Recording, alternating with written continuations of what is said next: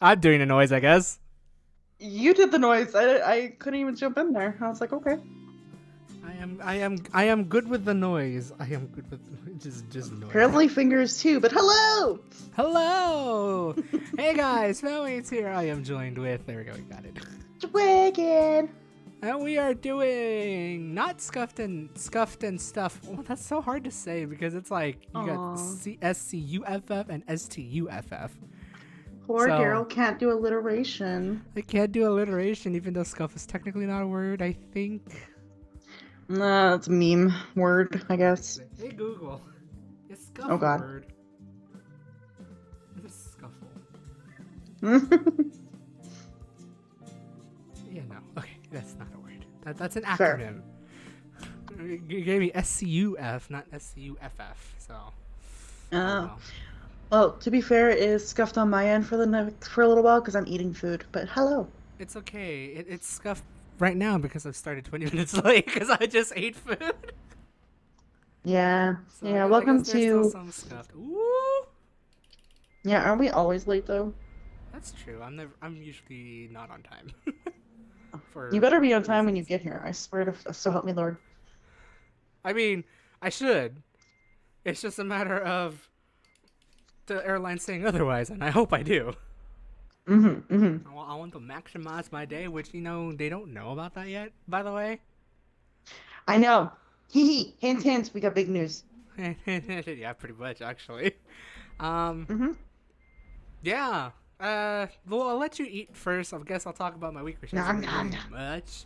Aside from, I still don't know how much taxes I'm going to pay, so hence reason why I'm back home. So, okay, I think I'm just jumping through many hoops right there. Um, my week. Start from the very beginning. I I will try. I'm already feeling like even just driving this damn truck right now because I got the boat stuck on a curb. Hey, I got it. Ow, ow, ow, ow, ow, ow. Oh, come on, truck. Really? Do you not see me coming? Anyways, um, yeah, thanks. So, yeah, it's weird because it's been more than a week already since the last Trucker Talk, which was on Thursday, which I totally forgot to upload. That's why it's uploaded today.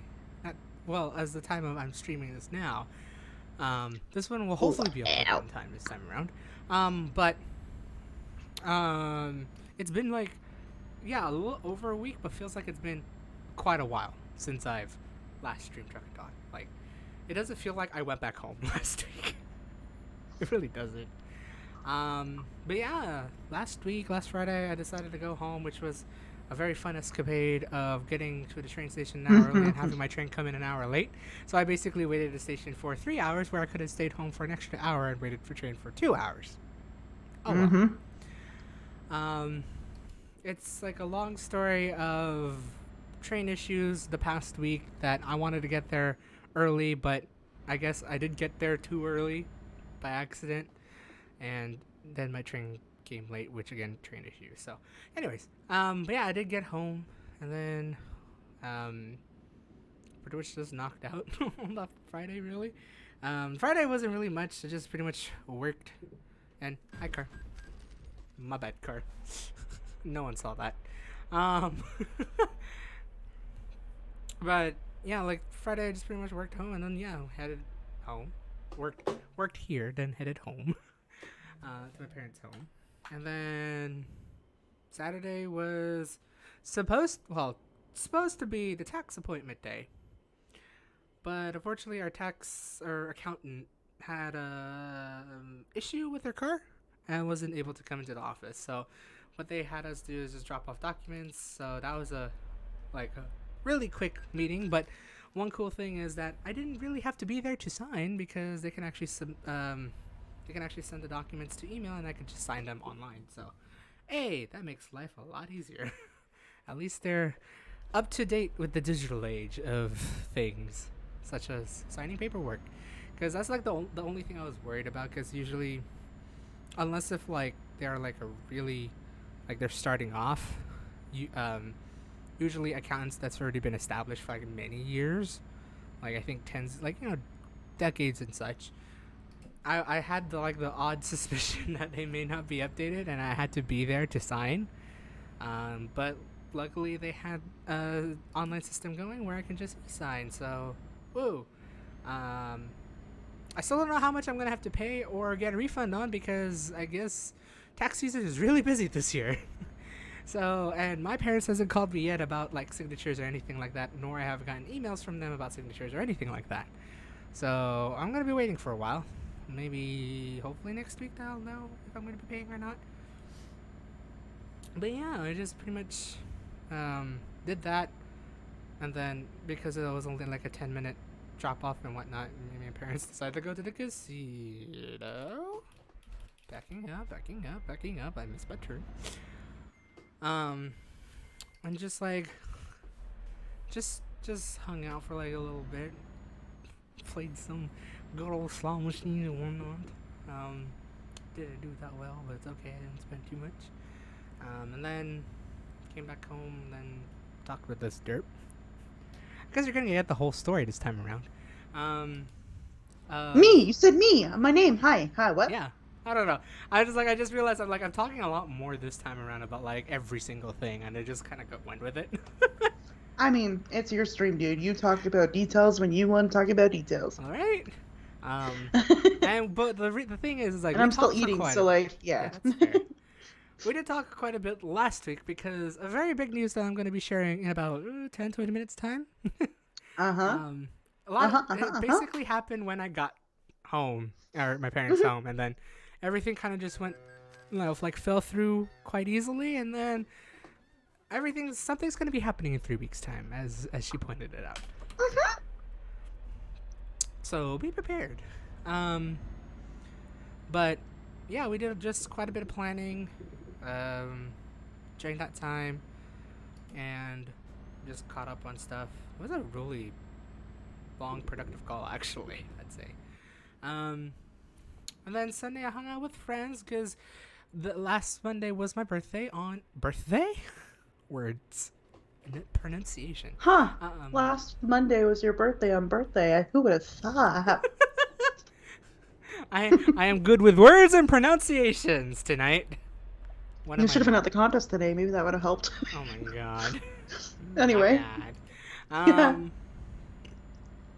But yeah, Sunday I hung out with friends for my, I guess like really the day before birthday because my birthday was on Monday, and well I work on Monday, so we just decided to hang out, had a blast of just saying stupid shit and eating food. With it's like the combination of having soft serve, dim sum, and soft serve again, which definitely wrecked my tummy when I got home, but it was great. I was gonna say, wow, eating food and saying stupid shit sounds like me right now.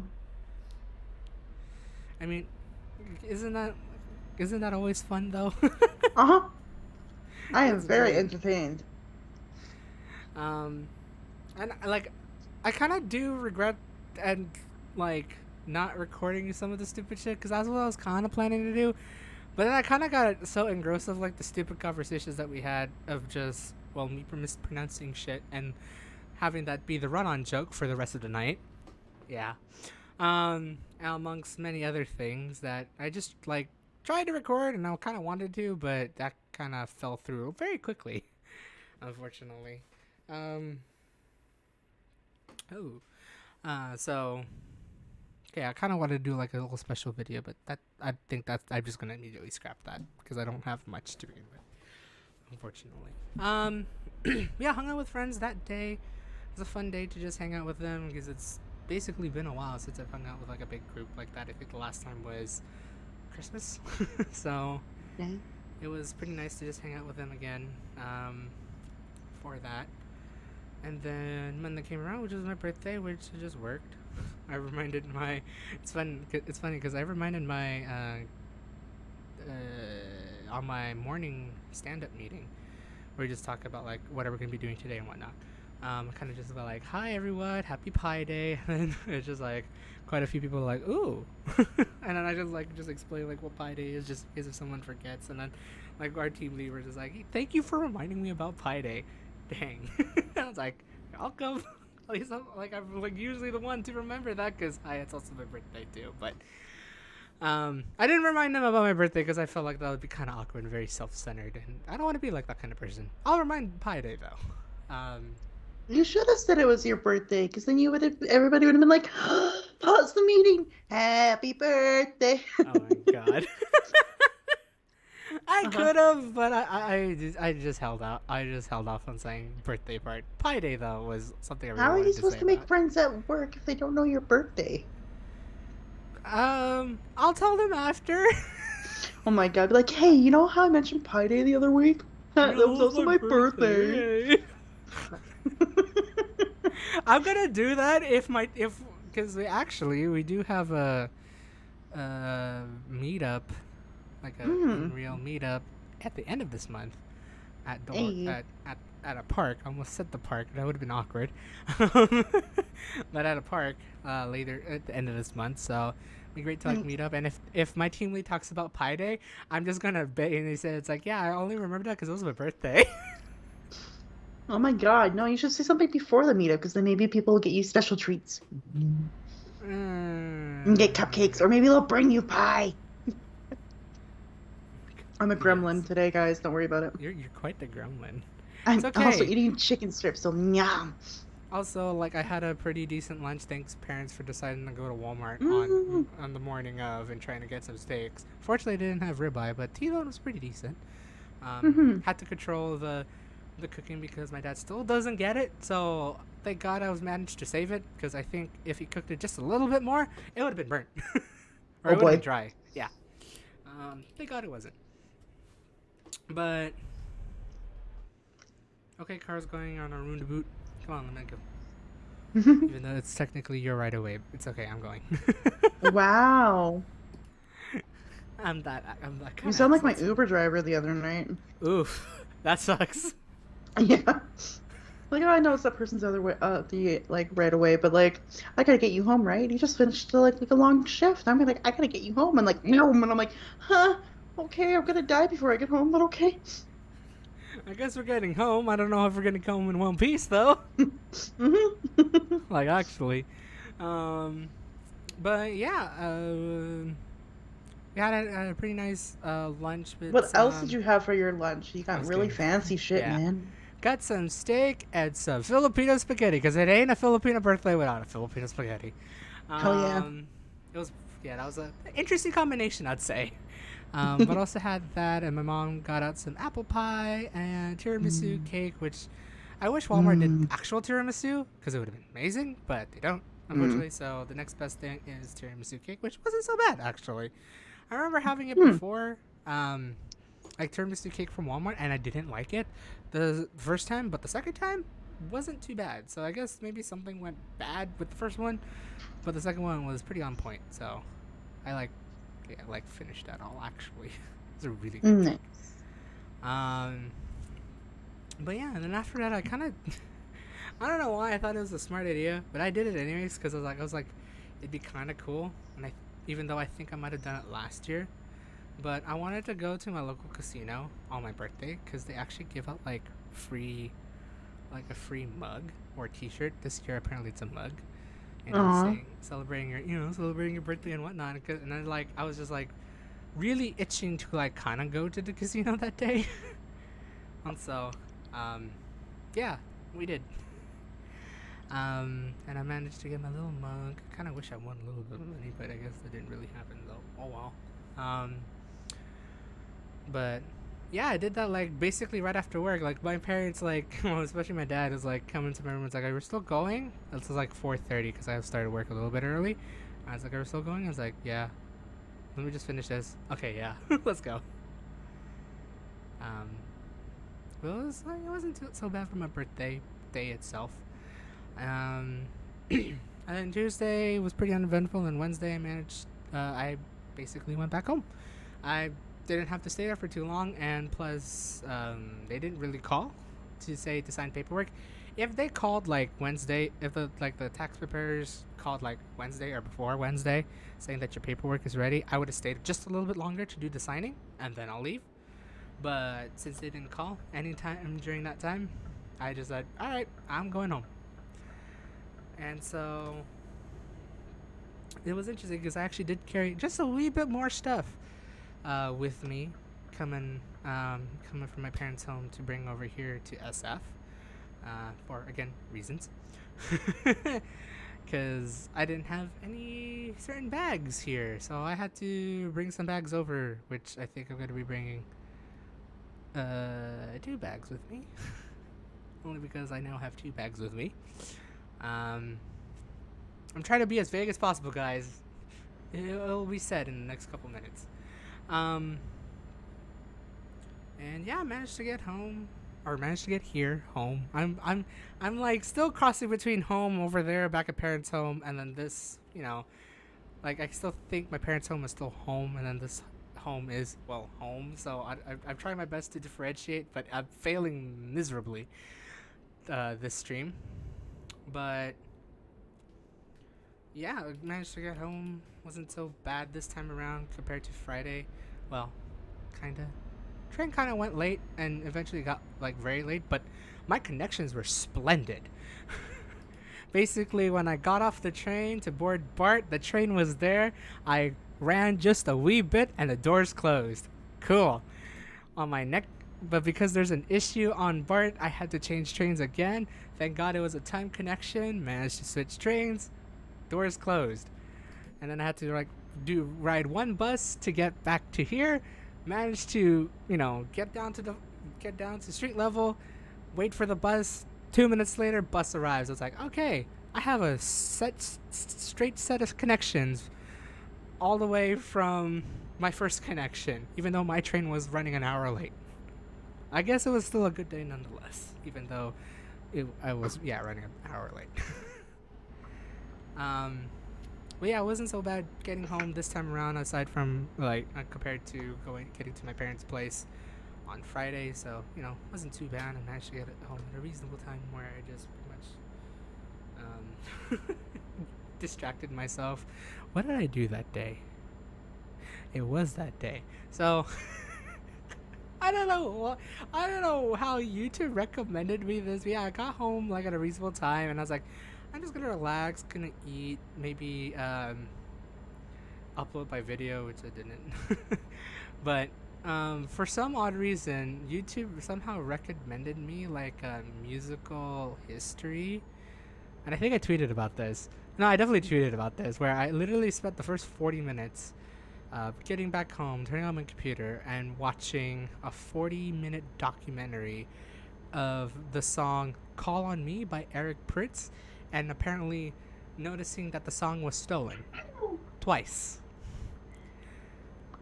It was a very thrilling documentary, I would say.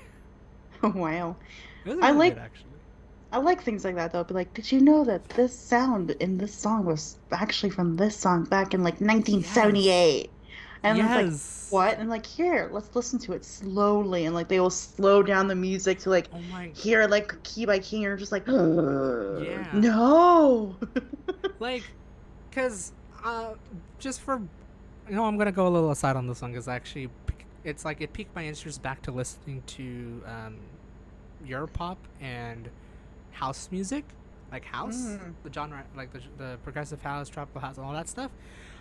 Because of this documentary, and I'm glad that they went very thorough with it, because I've always wondered with certain songs, especially they have certain type of vocals, but I know for the fact, at least a good majority for those the house genre in the music, when they add vocals, it's coming from somewhere else. It's usually never original. And I was always wondering, where in the world did they get "Call on Me"? And yeah, it was based on I think it was a 70s song of the same name? No. Yes. I can't remember. It's already been a couple days and I already forgot. But it's it has that certain rhythm and everything, certain melody like that. It was really surreal. But it was great to know where this song comes from and what parts they actually decide to take for their song. So it was really, really interesting, what samples they took. It was a very thrilling thing, and I thought I was gonna stop it. No, I just managed to watch all 40 minutes of it, and I looked at the time and it's well, I spent my 40 minutes watching this. Yep. It was a really good documentary. I think I probably should link that on the Twitter soon. But you could search it up about like the history of "Call on Me" by Eric Pritz and how it was stolen twice. I think that's like the majority of the title actually. Wow. So I think I'm just missing a couple words, but that's really the title of the YouTube video. It's a really good um, documentary, which is like surprising. Thank you, YouTube, for recommending me something good for once. It's like really, really good. But yeah, like I watched that and then I spent the rest of my time just like relaxing and then do like minor cleanup and then just went straight to sleep because fuck, I'm tired. Still a long draining. It's still long and draining when you take a trip, even if it's going from the Central Valley to San Francisco. It takes some time. But yeah, and then Thursday, Friday, pretty much just worked at home. I didn't really feel like I was gonna head out to the office on Thursday, but I just didn't feel like waking up early to do it. So I'm just like, all right, ooh, hi truck, I wanted to go that way, bitch. Wow. I almost just whacked into him too, and if I didn't look. Oh my god, I look. It's a new highway. Hello. Um, but yeah, I wanted to go to the office, but I said, no, I'll just wait till this coming week to like get back into things and whatnot. Oh, I went the wrong way. Shit. This was the wrong part of the highway. Fuck this highway. What kind of loop I'm doing? Oh shit. Oh my god, that is far. Wow. Okay. Oh boy. I beautifully managed to fuck myself up here. Yeah, well done. Nailed it. But yeah, so I decided to just work at home for the rest of the week. Try to at least take in the time because even though we're going back into hybrid schedule, I'm more or less ready, not ready. So I'll try to like take more days working at home as I can when I can, sort of thing. Mm.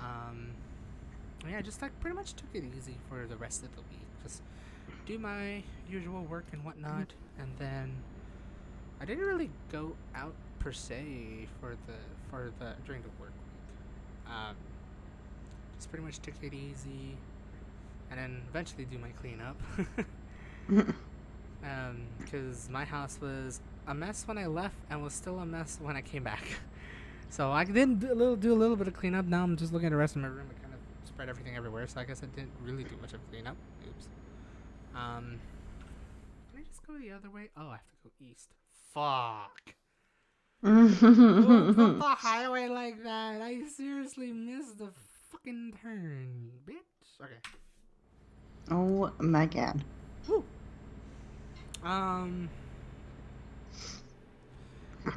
But yeah, that's what I pretty much did for the rest of that week and the rest of this week. And then today, I was supposed to do my recording, but then a rainstorm decided to come through, so I didn't do that recording. I'm gonna do it tomorrow.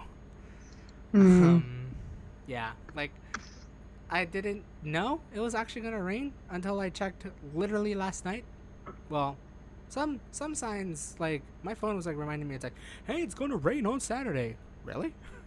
Looked at the weather, it's like, okay, maybe it shouldn't be too bad. And then suddenly the chance of rain started to increase. I'm just like, okay, I guess I'm not doing it on Saturday. I'm not gonna be doing my recording today. I'm gonna be doing it on Sunday, tomorrow. And so yeah, I kind of just like took it easy as well today. Did my little thrifting and whatnot, and actually went to a new, not well, technically a new place because I haven't fully visited this neighborhood in San Francisco. For reasons that it's just not me, sort of thing. For those who know San Francisco, like in the sort of like pop culture sort of thing, you know what San Francisco is like. They have like a full section words where it's like meant for basically hippies, but like also for the eclectic. I'm trying to think of a great word for this, but like the very not strange because that's Castro, and that's also the LGBT neighborhood. But like it's very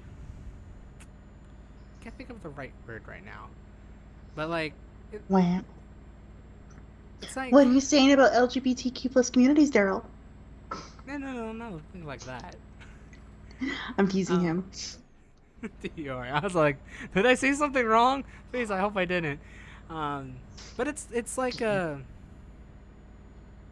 I don't know. I can't think of the right word. But if you search up hate Ashbury, like HAIGHT, not HATE, it's pronounced hate, not height. It still bothers me to this day. Um, Yeah. but hate Ashbury district or neighborhood. It's basically where all the hippies hung out in the 70s because it's really close to Golden Gate Park. And currently it's mainly for, I'd say the millennials, especially if you're like the very eclectic sort of type. Not saying it's a bad thing. It's just not my thing. But it was my first time like walking around there. It was really actually.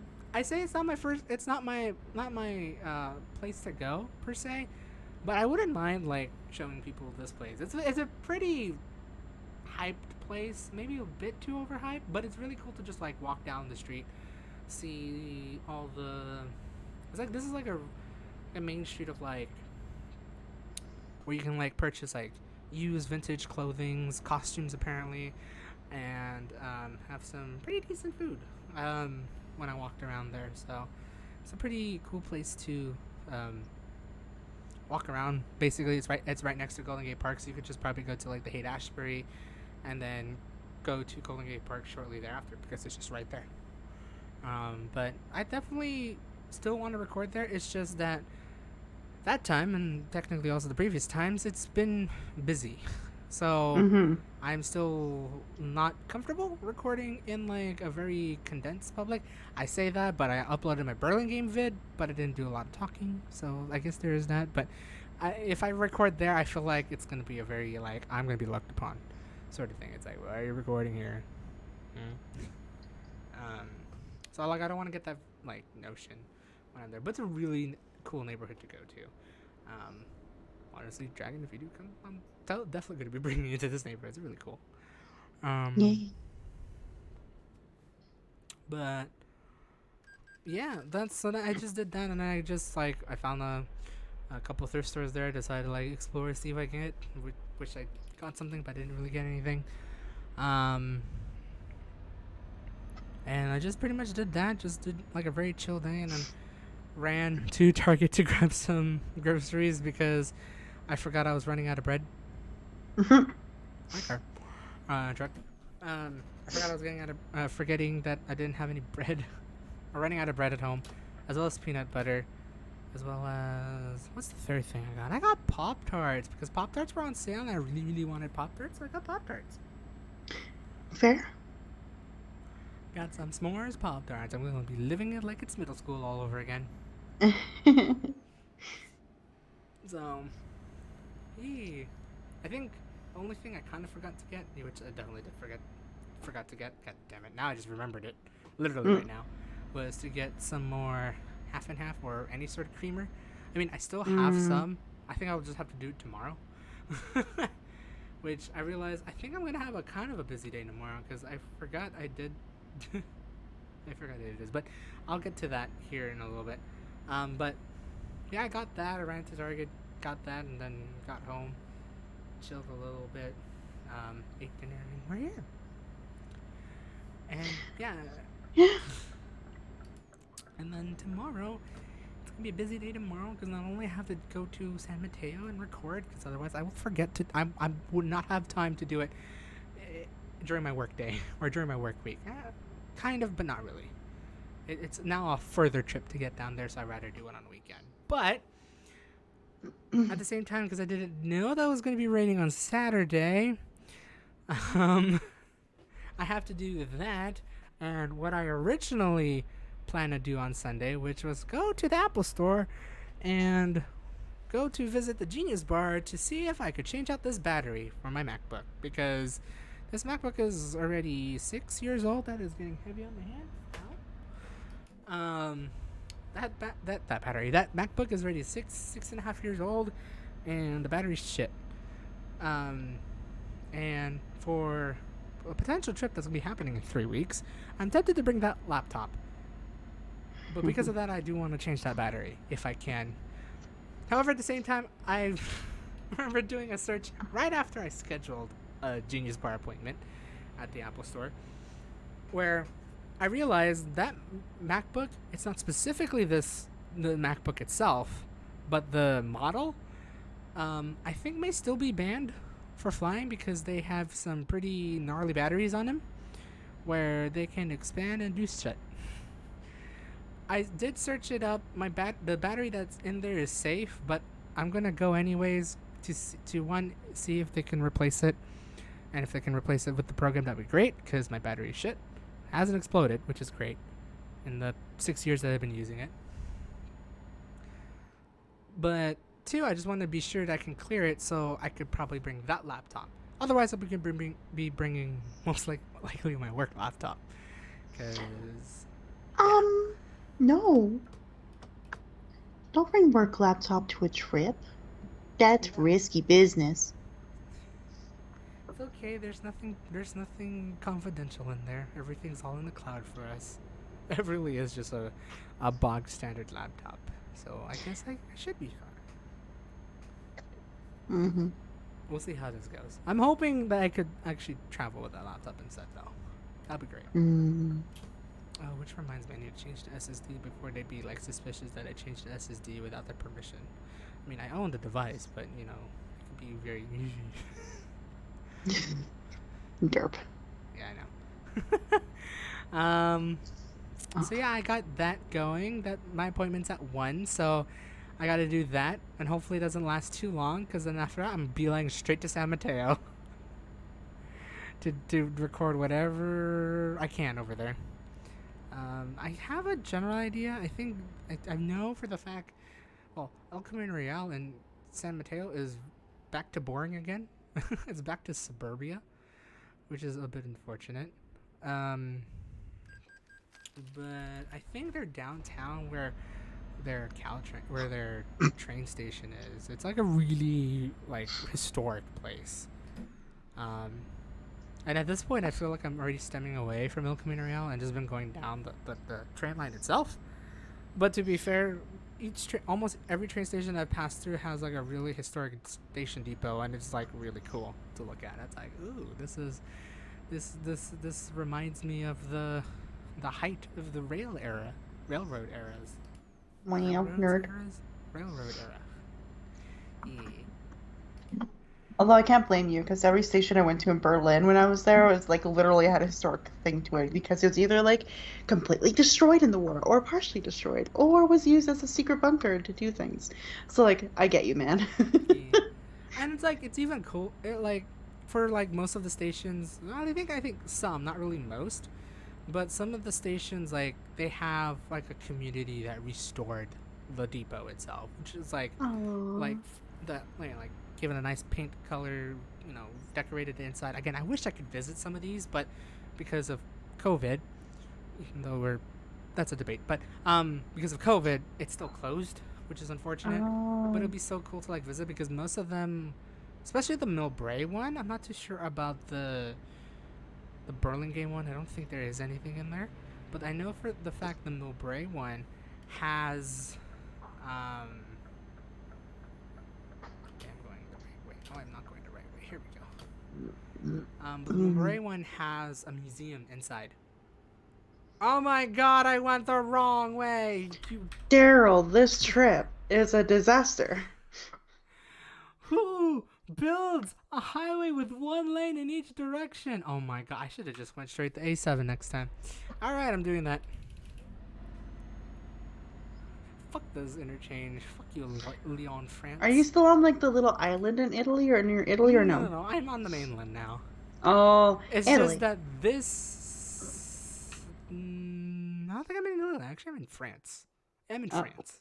Well, that makes sense. I realized I already left. Napoleon did build a lot of that shit. So I mean. And I'm just going to Geneva, and I've missed every single damn turn so far, which is shit. You're just like circling around Leon at this point. I really am. Like, okay, ETS developers, this is probably a real highway, but what the fuck? I couldn't Hey figure man, out blame which way I'm Napoleon. That's going. all I gotta say, man. Blame Napoleon. Fuck you, Leon, and your freaking highway of spiralness. Alright, I I'm didn't just say gonna. blame Leon. I said blame Napoleon Bonaparte. Yeah, that's Because fair. he's the one that created the addresses that we use in our main society today, like the Really? odd and even system. Yes. Um. Oh Oh, God, why are we doing another history lesson with Dragon? here we go. I mean, I talked Napoleon about, like, Bonaparte. stations. His fucking foreign affairs policies bullshit. Dumb. I mean, who attacks Russia in winter? It's like coming to I Canada heard in about April. that. That's a funny joke. Okay. Um, but his domestic policies were fantastic because he developed like a more more concrete, literally legit, haha, pun included, like road systems and like created the address system we use today where we have odds on one side of the street, evens on the other side of the street to keep things Huh. organized and using a directional compass Oh, wow. to like navigate where you were. So he did a lot of like domestic development and he did great at that. But foreign affairs, that boy was a little too egotistical for only being 5'3". He was a short bastard that can only think so far.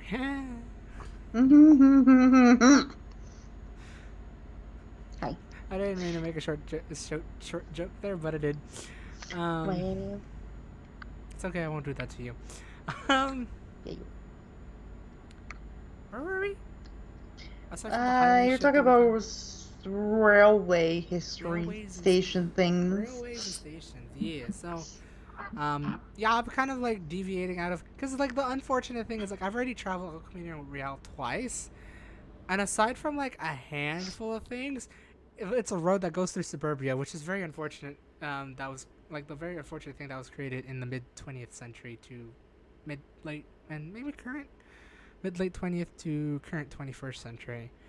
Um, basically like every like other thing is like basically off El Camino Real or close to it, but not on it, which is kind of unfortunate. I'm gonna get gas.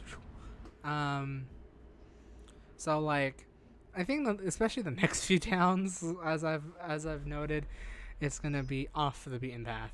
That is El Camino Real, but I would still explore it anyways because I'm like really exploring mainly the city or the town that I'm passing through, and I think this is gonna be like one of the bigger ones coming in, and then we'll see how far I get. Hopefully I'll get down to San Jose probably by the end of the year. Is what I'm seeing.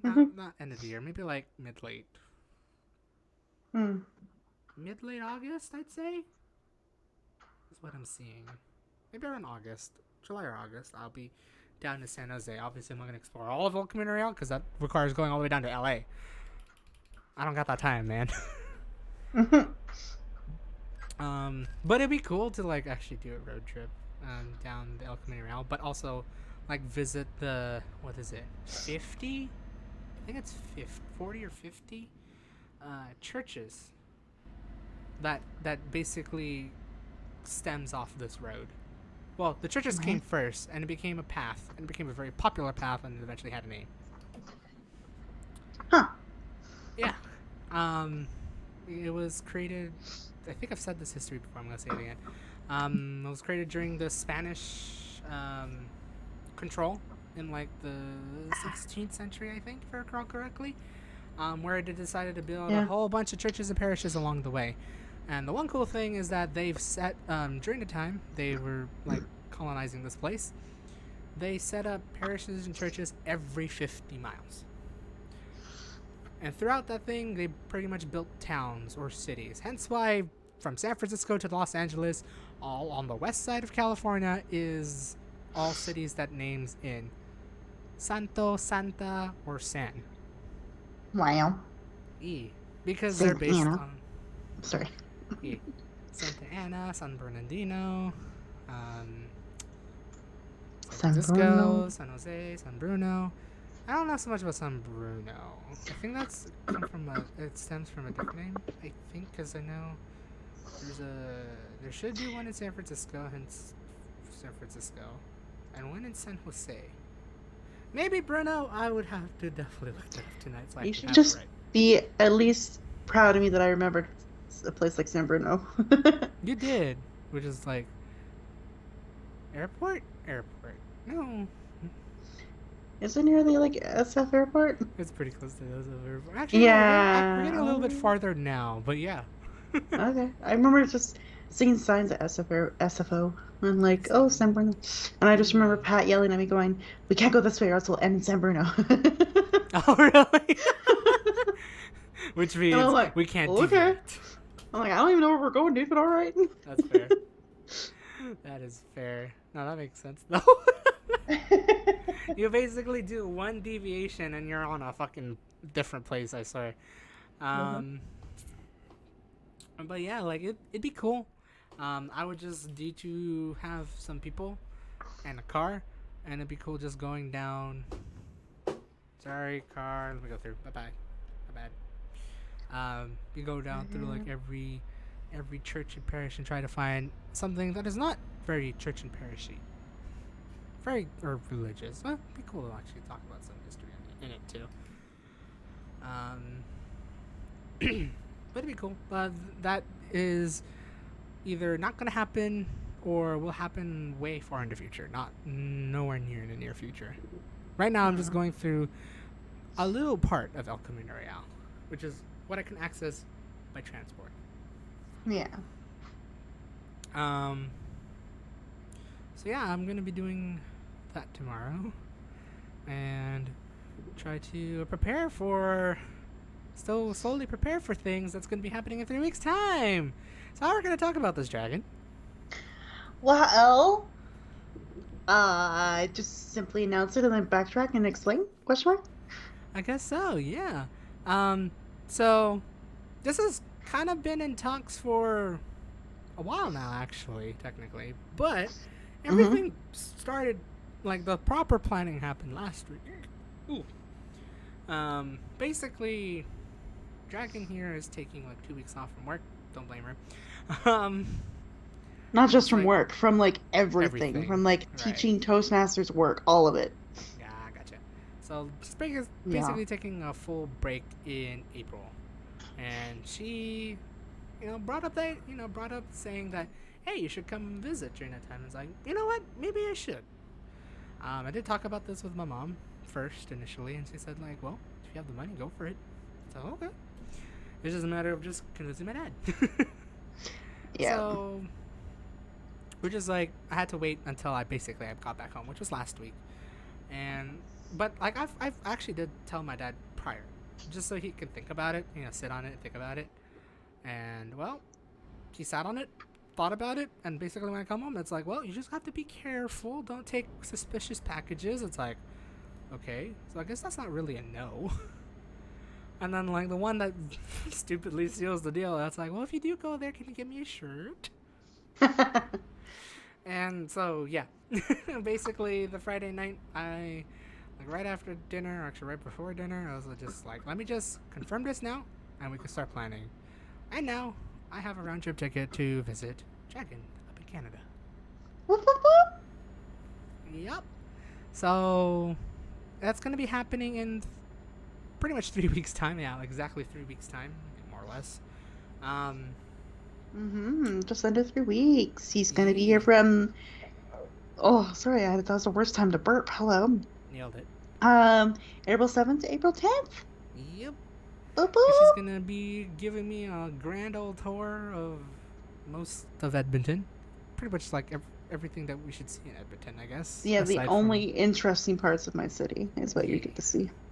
Uh, because the rest of yeah. it's not that exciting, but you still get to see quite a bit because we've got lots of plans. It's still quite a bit considering what we planned out.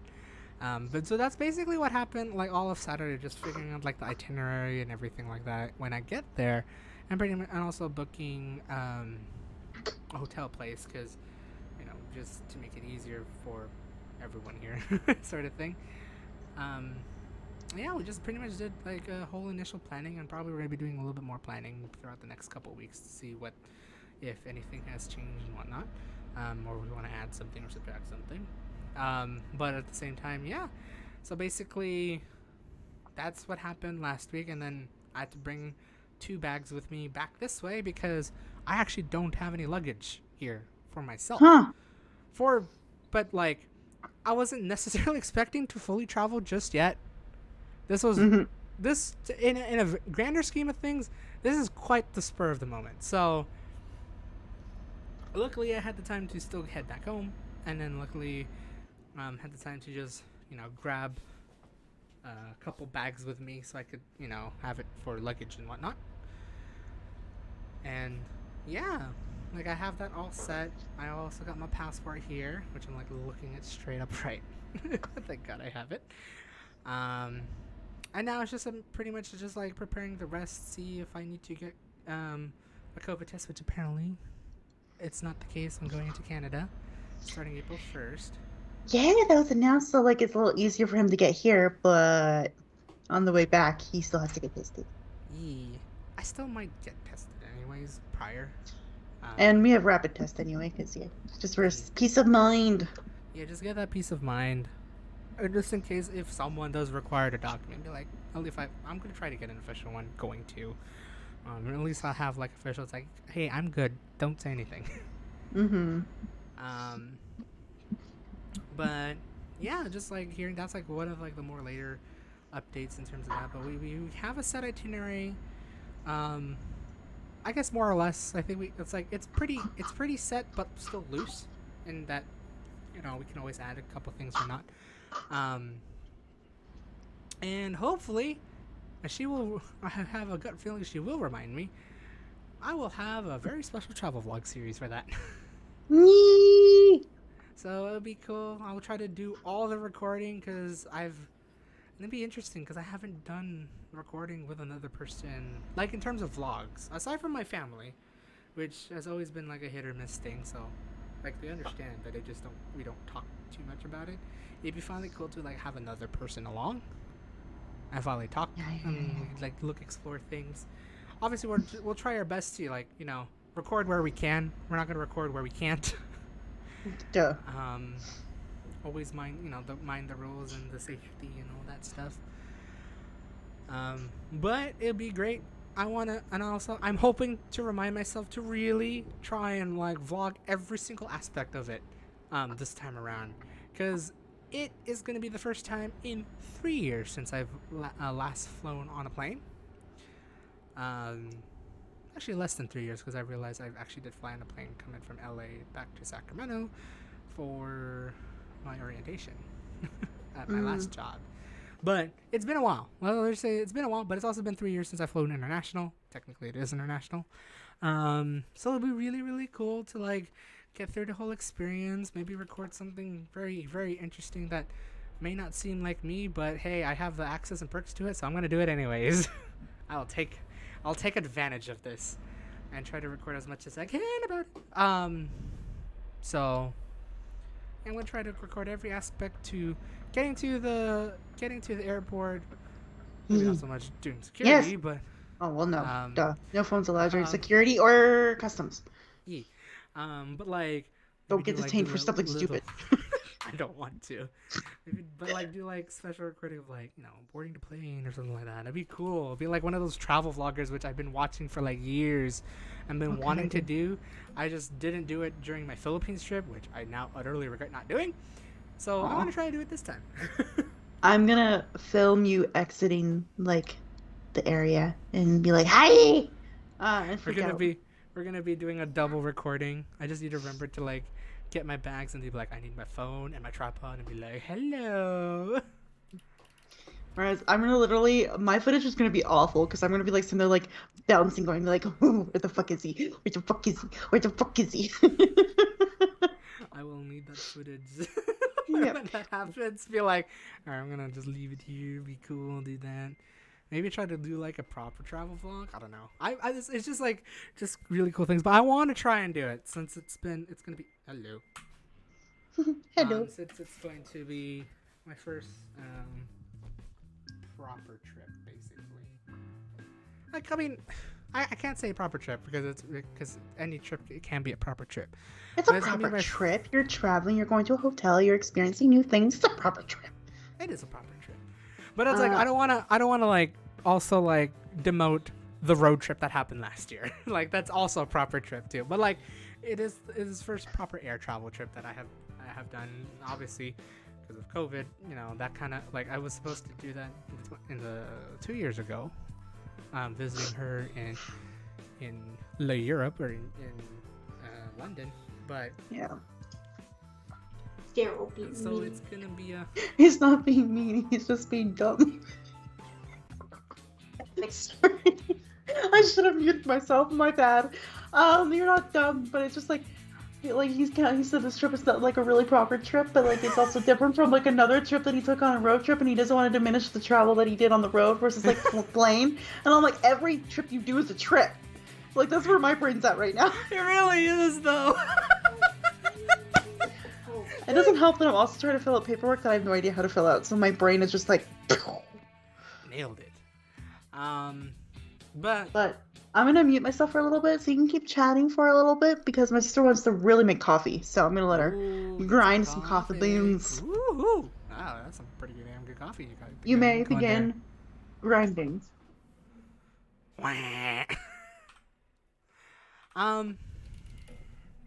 But no, yeah, it's gonna be like a trip that I haven't like a obviously a flying trip that I haven't done in a while. Again, the last one would be technically back in LA, flying back home, but the last proper flying trip, you know, going to a place and coming back, would be the Philippines trip 3 years ago. But what's also cool is that this is gonna be actually my very first time doing this by myself. Well, no, yeah, I would say definitely doing this by myself. Like without the help of family. I was gonna consider like some of my trips to AX to be one, because technically I did travel by myself, but I was staying with my brother, so I kind of didn't want to count that per se. But this time around, it's gonna be like my first trip, you know, fully funding this for myself, traveling by myself, and everything like that. So it's gonna be interesting. It's gonna be a bit daunting for me because I haven't done it, especially for air travel. I haven't done it before. Again, that's a lie. I did that when going home, but It's of a further distance. Words. I had a long day today, guys. But it's of a farther distance, and it's okay. I'm gonna take care of him. yeah, no, it's gonna be. But it's like definitely gonna be the first. Again, I don't want to use the word. I think this is the proper time to use the word proper.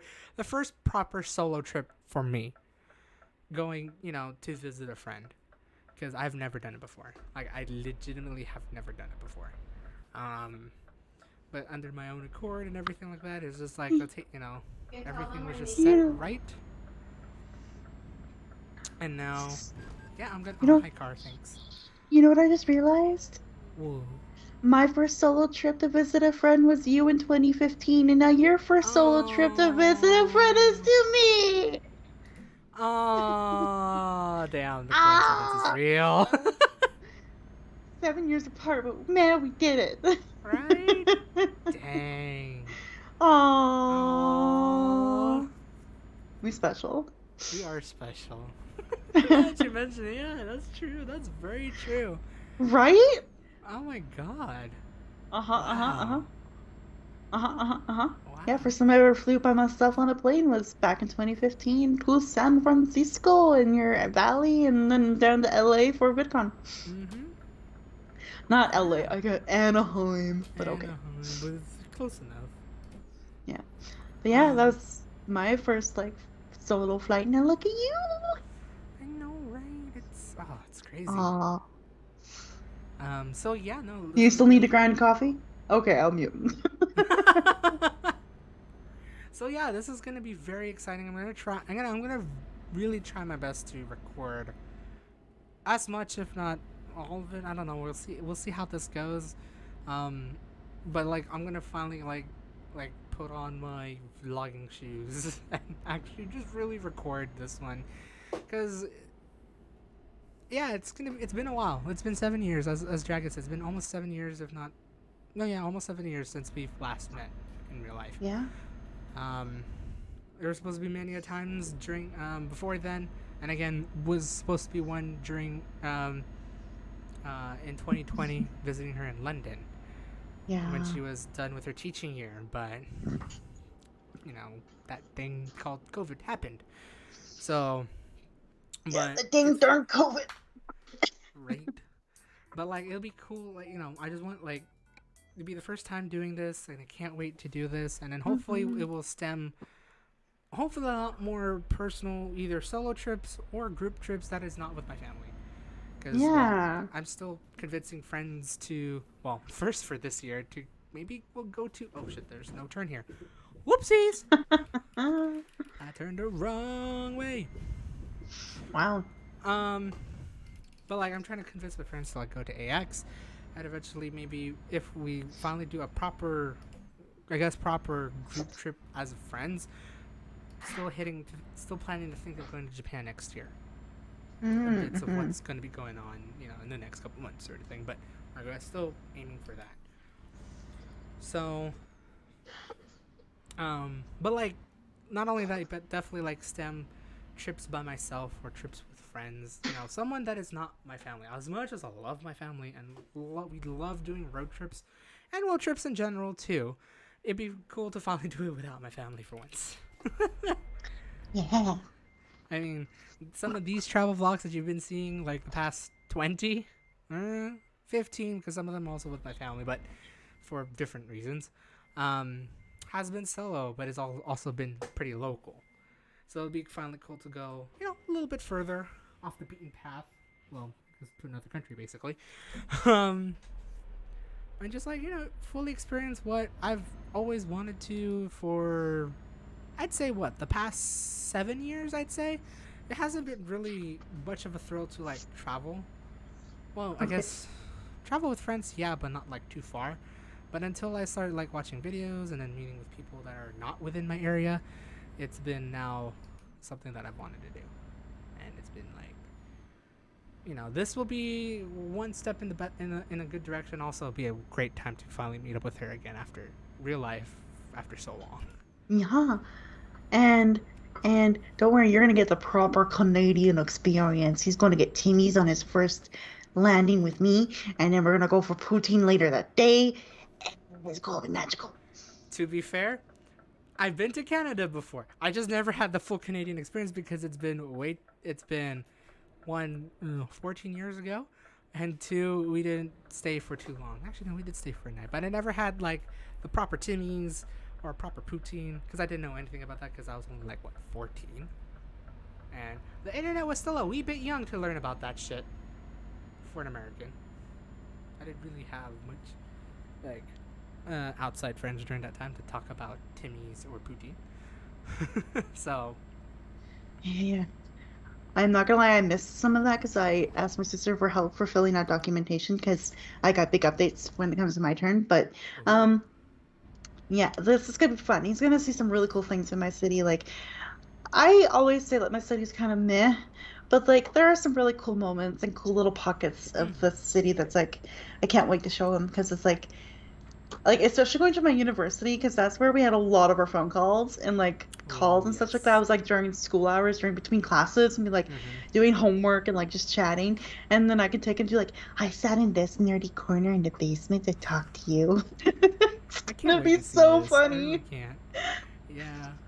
Like Yeah. really the good old time, like the good old days of just like talking and while we're in college, like in between classes and everything like that.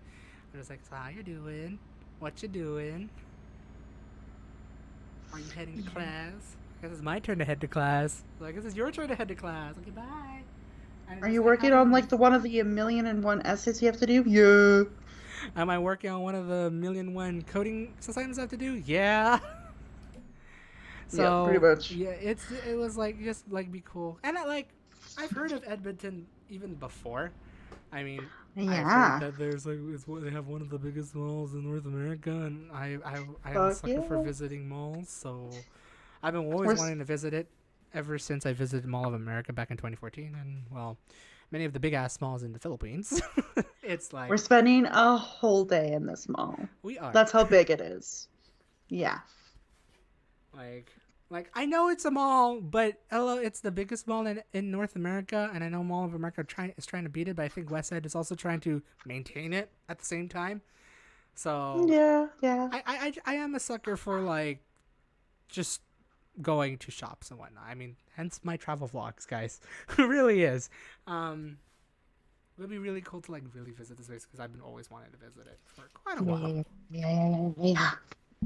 Um, but yeah, like doing that, experiencing the I guess the proper Canadian experience at least for the first day, and then everything else of what Edmonton can offer for the rest of the week, for the rest of rest of the week. Yes. And like just some really cool things to go out and do and see. I fucked up filling out this form already because I'm a Oh. fine. My sister's gonna have to reprint this one. At least you guys have a printer. We do. Yeah, I was like last first middle initial, but then I put my last middle name and I was like, wait a minute, no. Aww. My middle name is not my first name, Violet, you dum dum. Do we have whiteout? Are you really gonna use whiteout? Do we have whiteout? No. Oh, okay. Aww. So yeah, thank you for that. Okay, I'll tell her what form to for me after then. Fuck you. Stupid forms and stupid requirements, stupid bullshit thingy. No, it's not bullshit. It's actually really important, really special, but it's fine. It's also special. Yeah, it took me a bit. Was it this morning that you sent me that message? Or was it yesterday? Yesterday? I think it was yesterday. It took me a bit to understand everything. I'm like, oh wait, hold on a second. Oh, I understand, but it still took me a while. Yeah, I just want to let you know which one it is, the TQS one. Oh. Yeah, because I apparently need to not fuck up when I'm trying to prove that I'm a qualified teacher. It's kind of important. That's fair. That's very fair. Yeah, I should not make stupid mistakes like misreading the information on the line. Anyway. It'd be very awkward to like fix that later on. Yeah. It's funny, you're talking about vlogging up here, and like I know very specific things for sure that it will be easy for you to vlog, and then other things that are gonna be like, look around. Is anybody around here? No. Oh, really? Okay. Cool. Yeah. So that'll be great to like also know. And like it'll also be the first time that, I think I'm pretty sure you'll be comfortable for me vlogging, correct? Asking this. Probably I should be asking this personally aside from the stream, but I'm doing it anyways. So it's finally great to finally have another person in the vlog. I'm also a content creator, Daryl. You are. Like, as much as I love my mom, we could provide like comments like that. I know she's kind of uncomfortable with the camera. Yeah, she's very cute. Her videos are adorable. Right, yeah, no, she is. And like, I've been convincing her to vlog ever since last year, or 2 years ago actually. Now I'm thinking about it. But she's still very uncomfortable to be in front of the camera, sort of thing. Especially if it's like a video, not so much for pictures, oddly enough, but for video, no. So I probably said that, and she's probably gonna be watching this now, and she's gonna be probably giving me a debate about it. I have a feeling that's gonna be happening here. She's gonna call you after she sees this video and be like, that's incorrect. I just want to show like other people what I see when I walk and talk. It really is. Wow, you really pointed it out to a T on that one. I watch your mama's video. That sounds very weird out of context. I'm looking at my sister when I'm saying this right now. For context, Tabby, Daryl's mom has a YouTube channel and like goes on little walks and talks and like speaks Tagalog and all this kind of stuff. It's really adorable. Go follow Daryl's mom. She's not wrong. She is not wrong. She has it to a point too. Yeah. So yeah, that's why I wanted to clarify that because Tabby looked up at me and was like, what? No, what the fuck are you talking about? That was a bit weird. But no, Daryl has a content creative family. I know. It's also funny though because it's like, oh my god, I'm gonna go a little bit up on the side here. Here we go. But it's like ever since like my family, especially my parents, they finally figured out YouTube.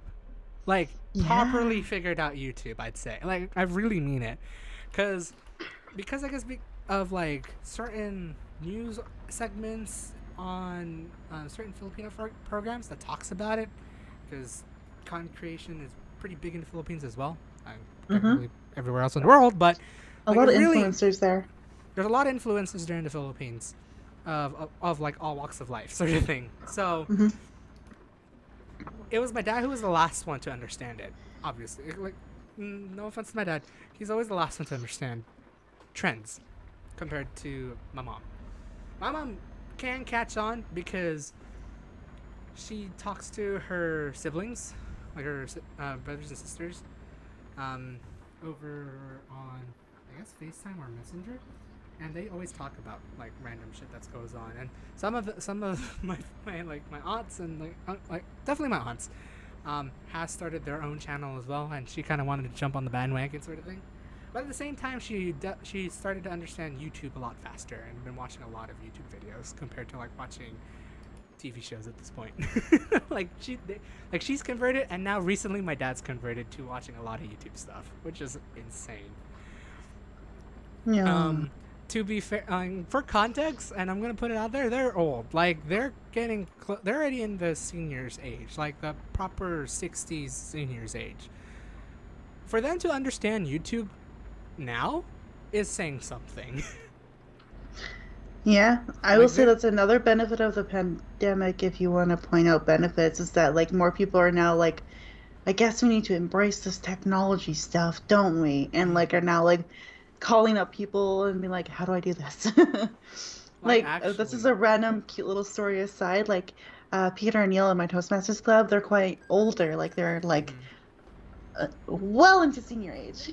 Well, okay. And it's funny because Neil figured out how to get onto Zoom and do all like the online meetings first, and then he Wow. went over to visit Peter before the pandemic really got bad and help him Mhm. get his stuff set up. Aww. Yeah, That's like really Peter's gonna cool. be like 92 next month, and Neil is like 88, so like it's But they very managed to precious. figure it out to like a T. That's Why? saying something. They're so precious. I love them. Yeah, no, my parents are definitely younger than those two. But they're at the like the proper senior age, like the stereotypical senior age, I'd say. Um, but for them to finally like understand like YouTube and first to some extent content creation as well, like where like there is technically money involved if you do it right. Obviously, I'm not doing it fully because I'm working and I actually do love working compared to doing content creation. Like out of the two, I rather work at this point, like at this time. Mm-hmm. Maybe asked me a couple years ago. Maybe I went for content creation. We'll see what comes about in the future because I still do love doing, still love being as a content creator. But at the same time, I actually really like working at the office. Um, but having my parents like finally understand what it means, like how what YouTube is about, and like noticing that hey, you can find videos here and you don't have to pay or anything like that, and then also just noticing every like technology in general because I knew I had a hard time teaching them how to use technology. I mean, Mm-hmm. they would get it, but it would take some time. But ever since like they started like adapting with the technology, and then like eventually like it wasn't so hard for me to teach them new stuff. Like past year, I've taught them about like smart devices such as like Amazon Alexa or Google. I like that, but definitely Alexa. Or like in my parents' place, it's a Alexa household over there. But like teaching them Alexa, and then also like having like teaching my dad to use like uh what is it called? Like a online streaming device, such as like a Fire Stick, definitely a Fire Stick, Amazon Fire Stick. Just teaching them that hey, there's content on the internet. You could just access it with this new remote and this new device. Teaching him that within the past year has been amazing. He hasn't like there'd be times he will go through as like I like it when it's like oh back in the day sort of thing. He really does that surprisingly, but like he's slowly embracing the new stuff. I'll be a little bit late, but it's my parents' age. It's only just about right for them to now understand. Mm-hmm. But yeah, so it's been just like great to like do that. But also, coming back to the original conversation, um, it's finally great to it's finally great to have someone who is a content creator, and I'm using children as I do that as well, and be comfortable being, like talking with the camera on and stuff like that. I just never have done that for a good majority of my travel vlogs, unless if I'm alone, as you've noticed. Well, even in the in the past ones, I've just been doing camera ahead, then camera with me. Only because I feel uncomfortable recording by myself. I'm okay recording ahead, but I'm very uncomfortable recording myself. During the times when I was with my family, I'm sometimes tempted to record, selfie, only because like my parents are there. Like, they're doing their own thing. I'll do my own thing. I'll be the tourist. But it's not. Yeah, it's gonna be very nice to like finally record, and hopefully record a lot. Like, I won't have much hesitation to record here, unless obviously we can't record there. But it's gonna be great to like finally record as much as I can without any hesitation.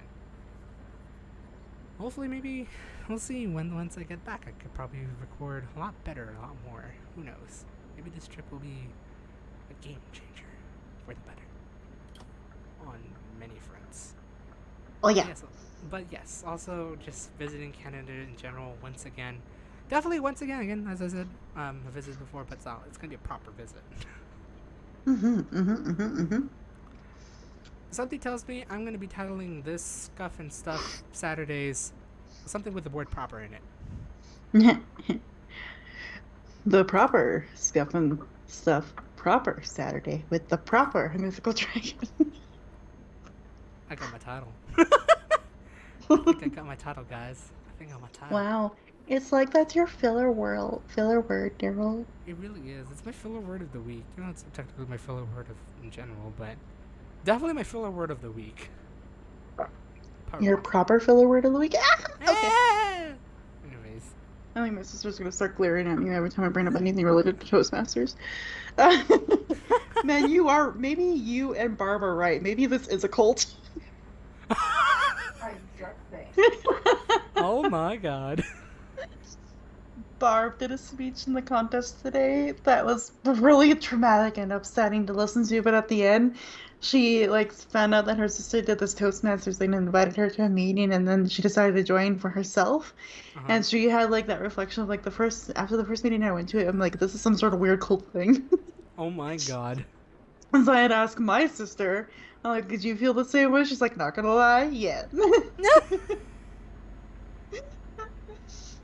I mean, when is a club never borderlines cult activities? That sounds when weird. you got something called Robert's Rules of Order, there's a cult. I'm sorry, Robert, I don't know who you are, and you made your really excellent rules of order, but just saying, it feels culty. It feels culty. I move to do this, blah, blah, blah, blah, blah. Does anyone want to speak to the motion? Do we have someone to second it? Yeah. Anyways. That's a way to put it, really. Okay, great. Now we need to vote on it. Can I please have the motion repeated? Oh my god. Alright, all in favor? Raise your hand. Yeah. All we had in to go through favor that. say aye, aye. Aye. No, on Toastmasters, it's please raise your hand. Hey, that's because we're on virtual world. That's more proper. Yes, and then anyone in disagreement, all hands fall. Great. The motion has now been passed. That's not when you put it like that. Yeah, the motion has now been passed. Although the motion today that was passed is a really good one. Yeah, as a club, we're going to recognize Peter as a special honorary member. Aww. And we're going to take care of his membership dues. Aww. Yeah, for That's his nice. 50 plus years of service in Toastmasters, Oh, so. shit. Yeah. Very commendable for him to stay with Toastmasters for 50 years. That's saying something. Right? It is a cult. It is a cult if you're in for this long. If you're in for the long ride. For the long haul. Brainwashed, no. Damn. No, like he actually just embodies a lot of like the proper ideals of Toastmasters, like service and community, respect, integrity. So we wanted to recognize all that he's done because I mean that man has started over 172 Toastmasters clubs. That's saying something. And to So say yeah. for to being Toastmasters for 50 years, to think what was 50 years ago. That was the 70s. That was a different time, obviously. Like no Hmm. doubt. That was definitely a different time in life. Yeah. To see where we're at now, like experiencing it, yet still manages to stay, you know, true to the That's club. why I know about Santa Ana. Sorry. Just going back to your conversation about why all the saints dance and all that kind of stuff. Mm-hmm. It's because that's when I think it was Santa Ana or Santa Barbara, one of those two, where the very first Toastmasters Club was like formally recognized and formed. Oh, I think I remember you telling me it. I don't remember which one is it though. Me either. I I'm can't remember. It's thinking either A or B. Barbara. It's either A or B. I gotta ask Peter because this popped in my head because I remember that he went to that club because it's still a club today, like that down Right. there. And he was invited to do a presentation on how to start a club or how to charter a club. Aww. And I wanted to go to it, but I had to teach a class. I had to teach some Aww. kiddos on how to play D&D. Which hopefully has been a fun time for the past couple weeks. Oh yeah. I've seen some of the art that you commissioned for Mhm. one of your groups. Oh my god. Yeah. Yeah. The We'll get there. imaginations are coming to life. Yep. They're gonna be very excited on Sunday. Aww. That's tomorrow. They're gonna be That very is excited. tomorrow. Yeah. Um, but what we were saying, oh yeah, Toastmasters being a cult. Yay. Um, but yeah, no, like just I know we're going back and forth quite a bit, but like I am like this news that this trip is finally confirmed is like literally what's getting me through the bullshit of like Aww. work and life right now. It's because I'm like, think about it, Violet. After what's my last shift? Before I go on vacation. I think it's on the second, oddly enough, not even like or on the first. Oh my god, my last day's April Fools. Fuck me. It would be. Let me see. Yeah, it is. April Fools is my last. April Um, Fool. at least I work, 11:30 on April Fools, but I also work on the 31st, so like, April Fools Day. Oh my God, what fucking shift is that, Meg? Sorry. Sorry. Hi, guys. Throw left. Throw a What? curveball. Yeah. Next. What? Sorry. What the fuck? Interject time. I'm just gonna randomly say something. Meg, so this is gonna be to you and my sister at this point. Next Thursday on the 24th wants me to work 8 p.m. to midnight.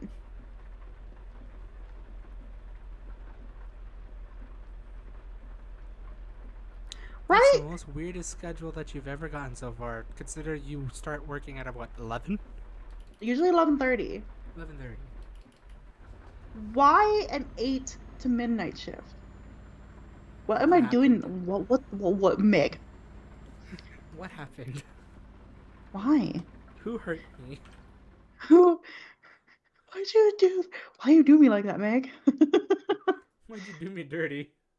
Man, what the? This woman.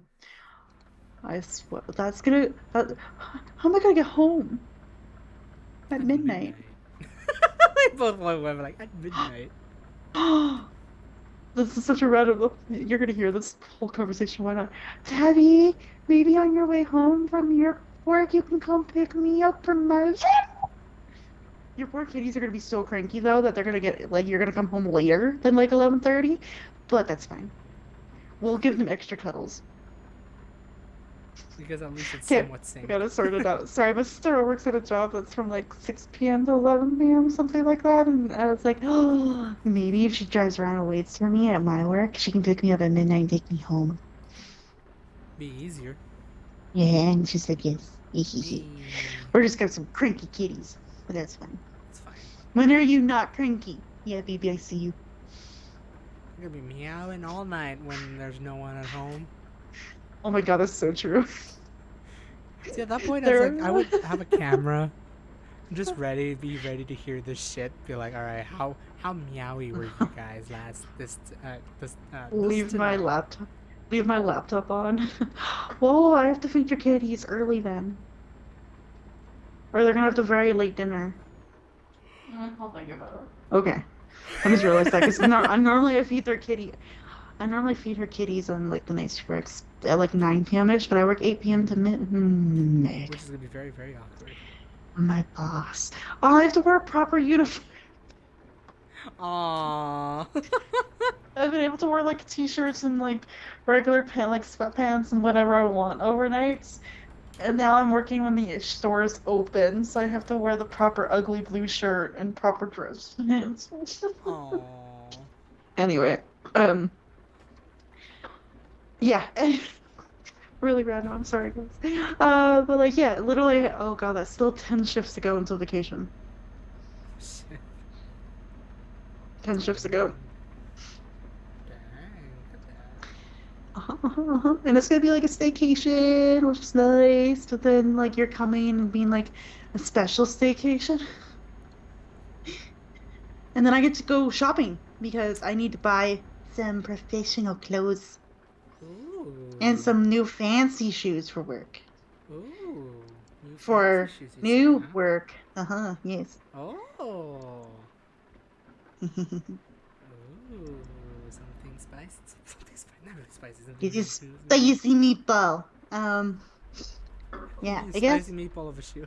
I'm kidding. spicy meatball of a shoe. Ew.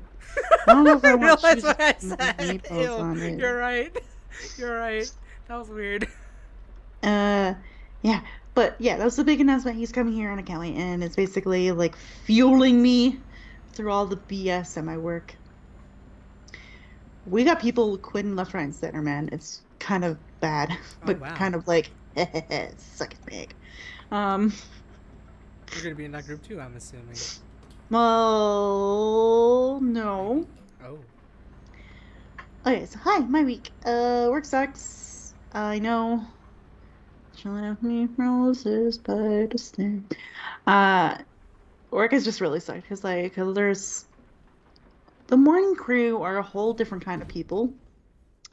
When they come in at like 5 a.m. or 6 a.m., they just are very wow. That was a big smoosh into the gate. It was. I thought I slowed down like more than enough. I guess I didn't put my foot down on the brake pedal. I didn't put it too hard on the brake pedal, so I was just like, I'm just sliding. Whoops. Yeah, I was like going on my phone, and I looked up, and I was like, "Oh yeah, my week." And then I looked down, and I was like, "Whoosh!" And I was like, "Oh boy." I went for it. Yeah, work is like it's like yeah, the morning crew. I don't know. There's been like 1 or 2 people that will come in at like 5 or 6 a.m. and just be like, "You have to do this. You have to do that. And how come this hasn't been done? You should be doing better than this." Da da da da da da da da. And every time they come in, I just do that. Like this week, I've been like a little less like yeah, okay, whatever. But some of them have actually made me cry this week, so Aw. it's been kind of rough that way. But like I'll just like bring them over to like the task sheet that we have every night. And like I just like look at them, and look at the sheet, and I'm like, I did all my work. You can't be mad at me. Right. Please stop yelling at me. I did my part. No one told me to do I'm other just a parts. baby. Exactly. I'm just a baby. I want to go home. Wow, wow. It's pretty much true this week. But yeah, like they've been pretty harsh. Like they'll be like, "How come you didn't go get boxes?" Or "How come like we don't have enough boxes for the day?" And "How come like this hasn't been done? How come this hasn't been done? Who worked with you last night?" Da, da, da, da. And I'm like, all of these questions you have can be answered if you just looked at the task sheet and the schedule, and not blame the only person you see in the room, which is me. So can we not? But like everybody's just like, no, like there has to be someone in charge overnight. Da, da, da, da, da. And I'm like, that's not me. Mick doesn't want to be here. I ain't the manager. I ain't the supervisor, and the manager and supervisor that we have overnight is a dick and doesn't care about our department. So please stop yelling at me. I'm fragile. This is gonna sound very stupid to say, but Oh, I baby. really wanted to say it. You should just get a fragile sticker ready. Or fragile shirt. Just get like a whole sheet of like fragile stickers and just like put that on my forehead every time they yell at me. Like, I'm fragile, It's leave me like- alone. It's like, I'm fragile, do not break me. You know what? I I'm want pretty. that. You know what? There's probably a shirt like that Oh, actually. probably. Tabby, can we find stickers that says "I'm fragile"? Please don't break me. Like like the little glass and Like everything, this. and that like that Yeah. has a cross mark Yeah. on. It's like, fragile. Do not drop or do not break. Oh my god, just get the packing tape that has that on it. Wrap it around Very. my whole body and be like, please leave me alone. Leave me alone. I'm fragile. Mhm. Yeah. So it's been like that at work, and I'm like, normally I can just brush it off, but like every Mhm. single morning for like 3 mornings in a row, it was that kind of level of aggression. Oh wow.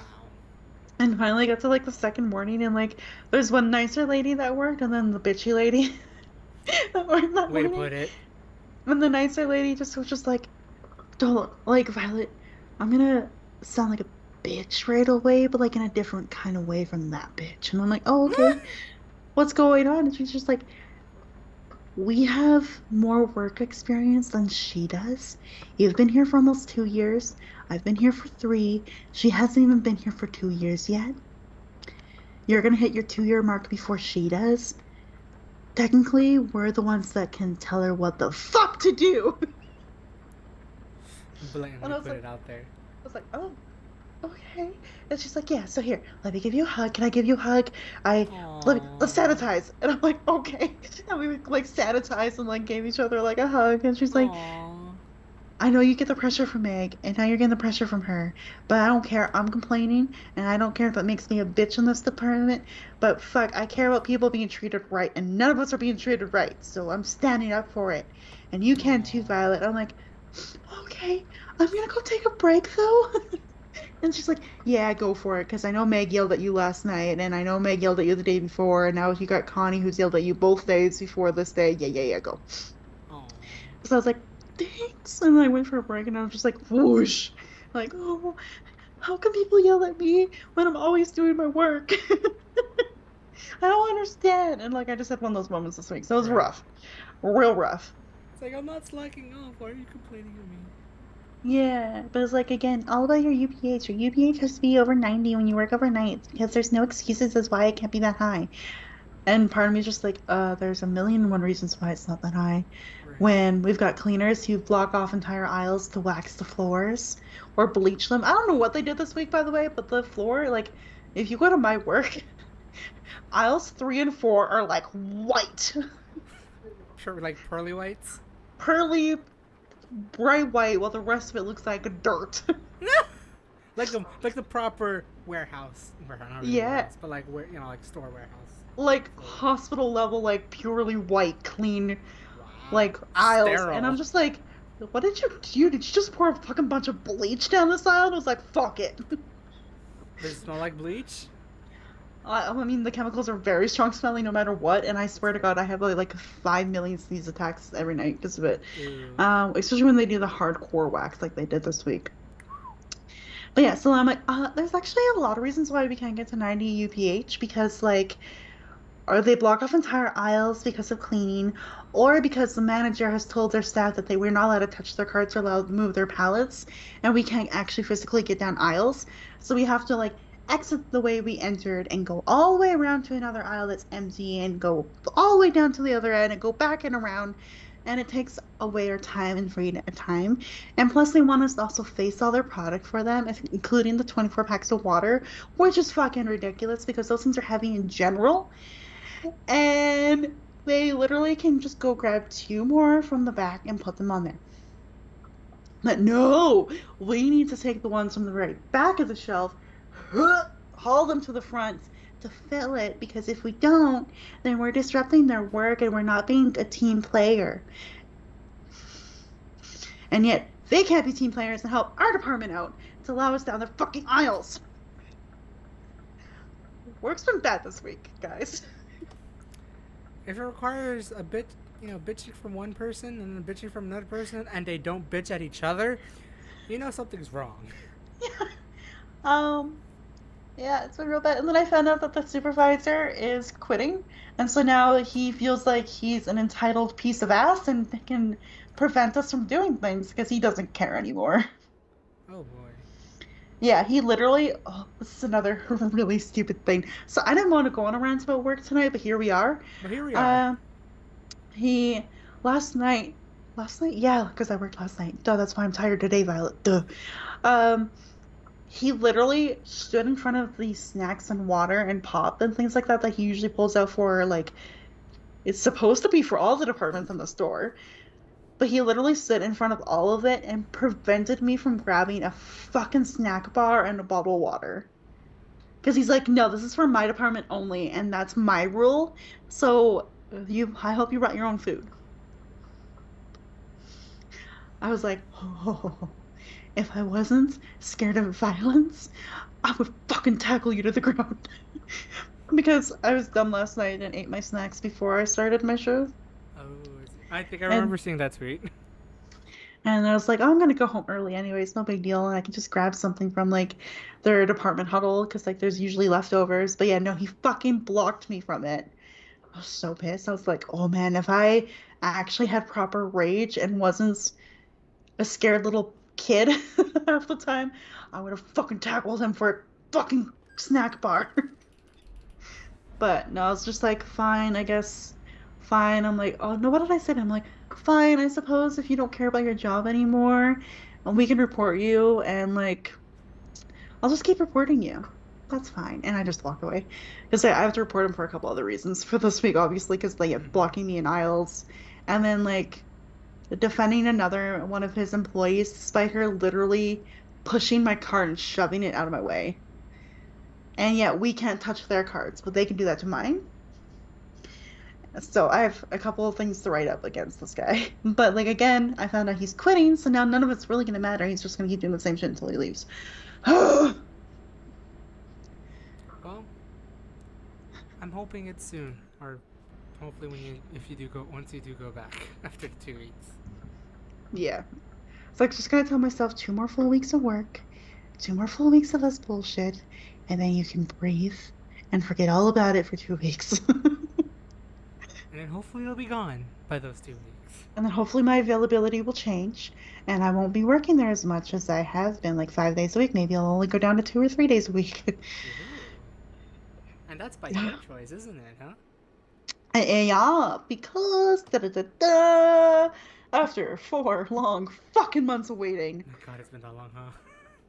I've officially been hired by Amazon Public School Board as a supply Hey, teacher. congrats! Why did I do that? We needed air horns.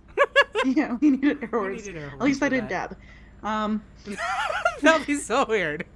yeah, you wouldn't even see it. No one would see it. I'd just be like, You know, champ. you'd be like, eh. Oh wait, why did I dab? I'm sorry. I guess I did it for your Although own my behalf. sister would have been the one to see it, so I'm glad I kind of didn't. It's okay. You'll see it probably in a few seconds if you if you haven't seen it yet. No, I haven't done it. I didn't do it. I'm not gonna Okay. dab. Maybe. But But yeah, so hey, this is a bit of a story. So it's I've been waiting and waiting and waiting for a confirmation of my teaching certificate to be renewed. Mhm. Because while I was in the UK and like through the last couple of years, of course, not teaching and not really doing much.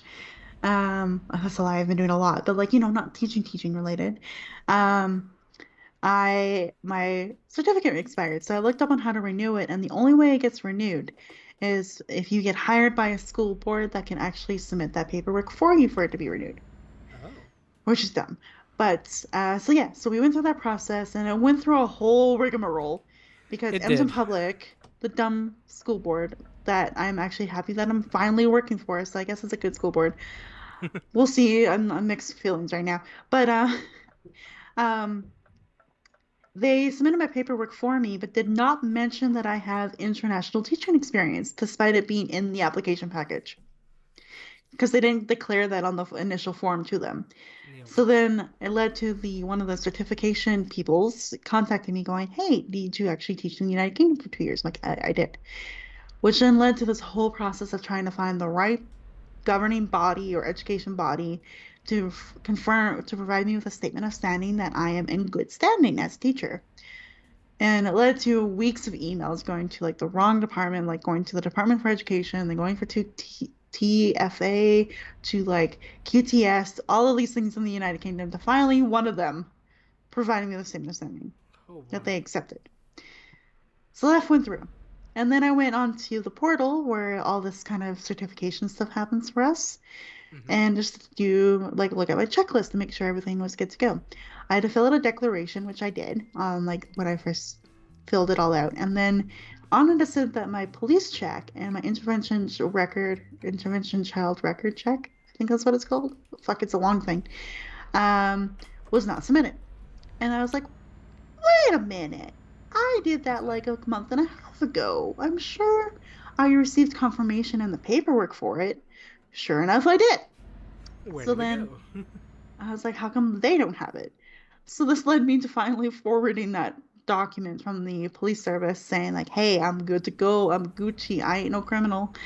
Right. And then I was like, okay, now I'm just gonna wait for them to get back to me. Because in my email, when I forwarded it to them, I said, please get back to me once you know that this is confirmed. Two How long weeks did that later, take? Ah. no confirmation was received. But then I Oh. went onto the online portal, and this was actually this week. I went to the online portal, I think on Sunday or Monday this past week, and I was like, oh, hey, look, my checklist is completed. Okay, everything's good. I'm certified. I have my new certification expiry date, which is like 3 years from now, I think. Oh. And I was like, okay, everything's good. That's great. But then how come no one has reached out to me? Because I'm fully certified, so Edmonton Public Should should have know. that record now, right? Led me to emailing the lady who's been checking in, going, hey, Violet, how's certification going? I'm like, it's a nightmare. Um, in my head, I said that to her. I'm like, oh, well, I'm still waiting for documents from the United Kingdom, and as soon as that's confirmed, then I'll let you know. And she's like, okay, great. I'll keep checking your portal and information. Just so when it's updated, I know immediately. Mm-hmm.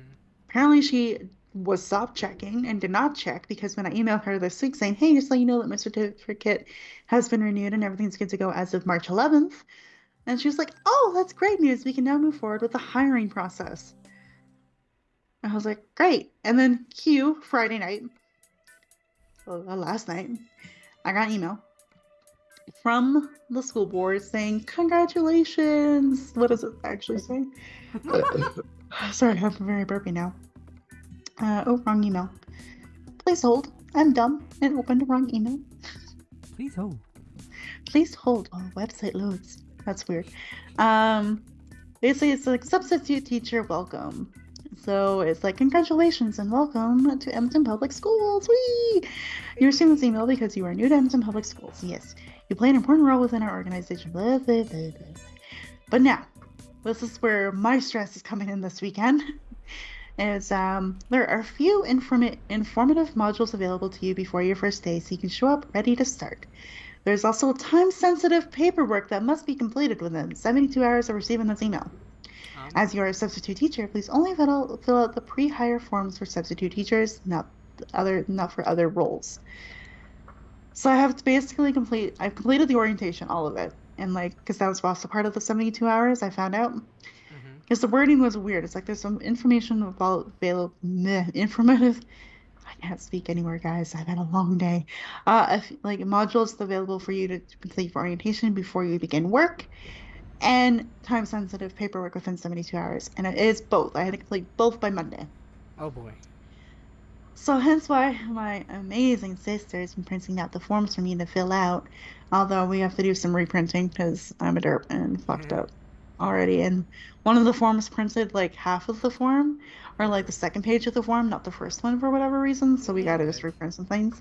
And then I need to print out a copy of my driver's license or my learner's license to pay that kind of documentation, as well as go to the bank and get a blank check and do all of this by Monday.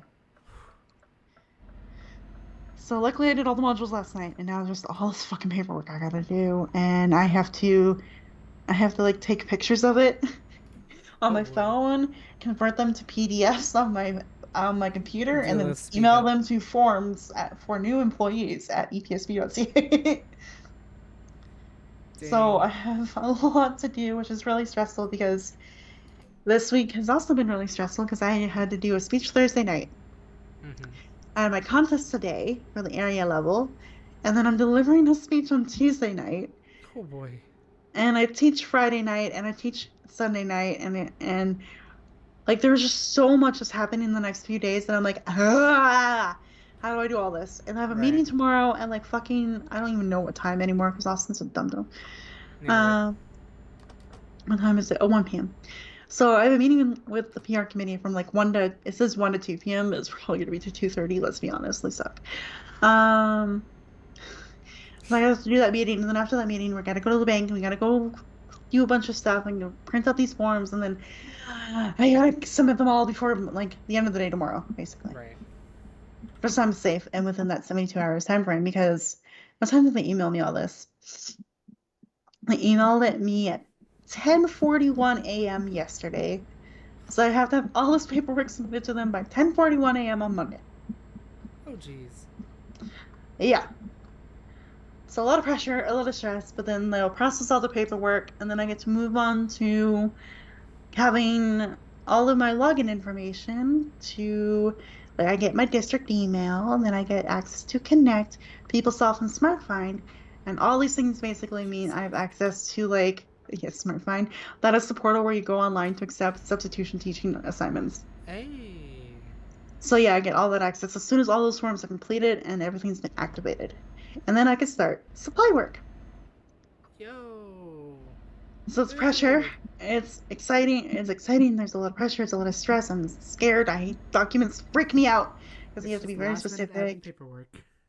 Yeah. And it's just been like from 4 months of basically struggling and hearing nothing to me finally reaching out to these people going, hey, by the way, I should be good to go, right? So now suddenly, like, you have 72 hours or else, like, you're not going to be activated. And I'm like, okay. I gotta get this shit done. You immediately remind me when I remember I had to do the same thing for census when I had to work for the census. Like they had time sensitive documents too. Obviously for it's not 72 hours, but it was like 7 days. But I had to do basically everything. Like I had to get fingerprints, everything, all shipped out to them specifically for processing, as well as all the required paperwork that needs to be signed and everything, all postmarked within 7 days. Oh, wow. Yeah. So, like, I had to make the appointment and everything like that. I had to be sure I get the right documents. I had to show two proofs of ID, all that shit. It's been like, oh my god. And I remember specifically forgetting to bring my license. Was it my license? Yes, my license. Because I was doing photocopies during that time. Because I think I was gonna just get my fingerprints and then ship it the same day, just so I can get it over with. Yeah. So I got all my photocopies, but stupid me left my ID in the scanner at home. Oh. And I was already there for my appointment. And they needed my ID to prove that I am me. Mm-hmm. So then I had to like force my dad to like, already wasted time to like, drive the 15 or so minutes to get here. To get there. To now drive 15 minutes back. 15 minutes back again.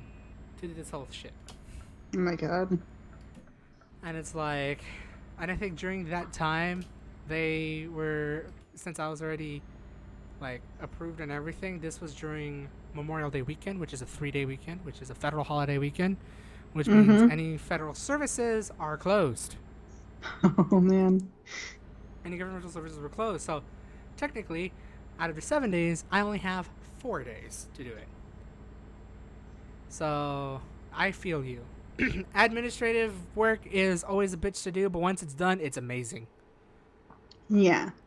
Like, I'm sure I'm gonna like run around and be stressed about this all like day tomorrow. Right. But as soon as it's submitted and everything is like good to go, and I get that email going, congratulations, here's your employee number, here's your activation code, here's all your login information. All is Gucci. I can like breathe.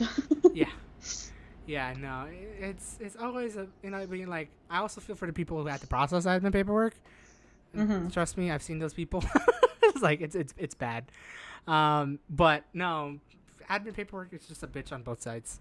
It's just a lot of work. But once you get it, it's gonna be worth it. Yeah. It's almost always worth it.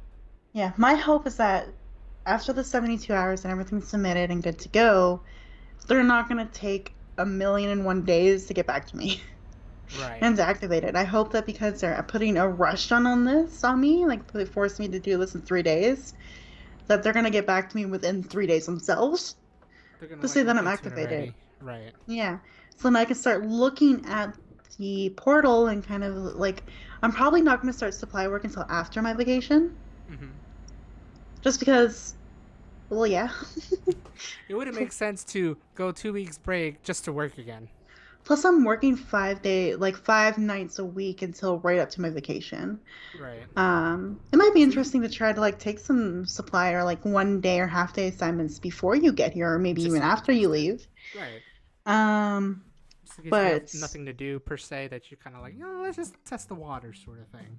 exactly. But then like yeah, by the end of April though, I want to like see like start if there's like assignments near the end of April and May and things like that, like start taking them and like signing up for them or however this process works. Because again, I don't know because I don't have Hmm. access to it yet.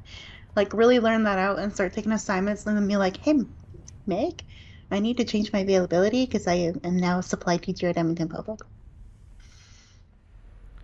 Yeah, no, dude, that's And go cool. down to working like Friday, Saturdays, Friday, Saturday, Sundays, or Like something like that. weekends, yeah.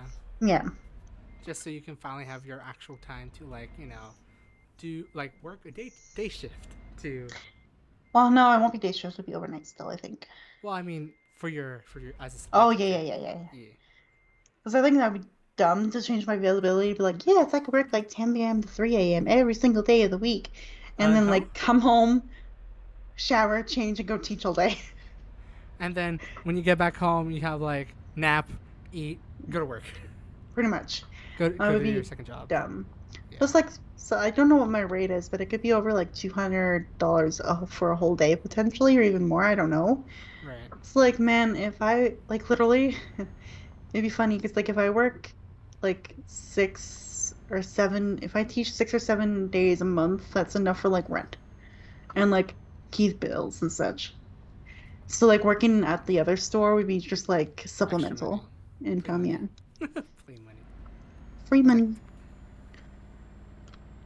dude. Yeah. So that was a big thing that happened this week that just like has been like I haven't really celebrated it yet because I'm just like, oh, time sensitive paperwork. Ha. It's a matter of just getting through the paperwork first, and then after that, you could finally like breathe a fucking sigh of relief. Be like, Yeah. we got it. It's so funny because like I've been teased by I think Austin today that like because I've told him I'm going through this process. Hmm. Because he's asking me a million and one questions during the contest today, motherfucker. Um, sorry. He was really distracting today when I was trying to prepare for my speech. Aw. um, he's like, "Oh, you should change your status on LinkedIn then from like looking for work to hired." And I'm like, "I don't want to do that until I'm fully activated." Like I don't yeah, like I don't want to do that until I know I could do that. Yeah, because then it'll be so nice to like go onto LinkedIn and change my status to like, Violet Wallace is now starting a new job at Empton Public School Boards. Hey, but like putting your name out there as like that, be like, hey, I'm here. And like I have so many connections within the school board now on LinkedIn that like It'd be nice to yeah. see that it's like, hey, you're finally in. Yes. And like all the principals that I've connected with like if you need a supply, hire me, And then baby. if you want a proper teacher, interview me. And at the end of the school year, if you're looking for an English teacher, Spanish teacher, or a combo of the both, hire me. I could do it full time if you want. I could do I'll work any hours you want me to work. Hire me. Yeah. So, oh, big stuff. Big stuff. Big stuff. No, definitely. That's some big news, really. My God, congrats again. That we're getting close. It's now one step. It's definitely one step closer. Oh, shit. Yeah.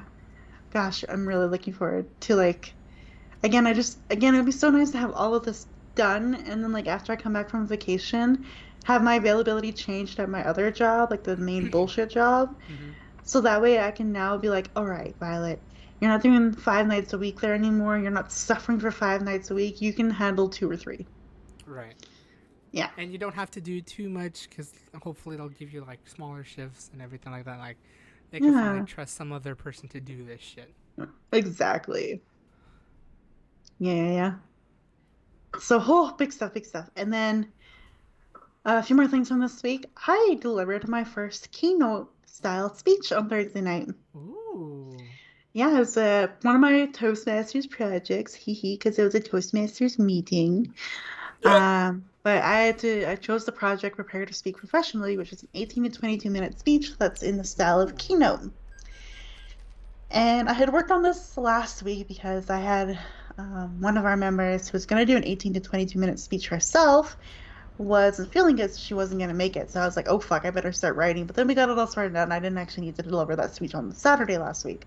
Mm-hmm. But because I had it like pretty much mostly written, I was like, Austin, do you think Edmonton Advanced has room for me to do an 18 to 22 minute speech on Dungeons and Dragons? Aww. And he's just like, oh, we have an executive meeting today. I'll let you know in a few hours. I'm like, oh, perfect. Thank you. And then, yeah, he's just like, we made room. And I'm like, perfect. Hey. And yeah, so I did an 18 to 22 minute speech. Actually, it ended up being exactly 22 minutes, which is like, Oh, whoa, go shit. me. I did a 22-minute speech on Dungeons and Dragons and the benefits of D&D and your everyday life. And like the skills you learn and can develop through playing a game.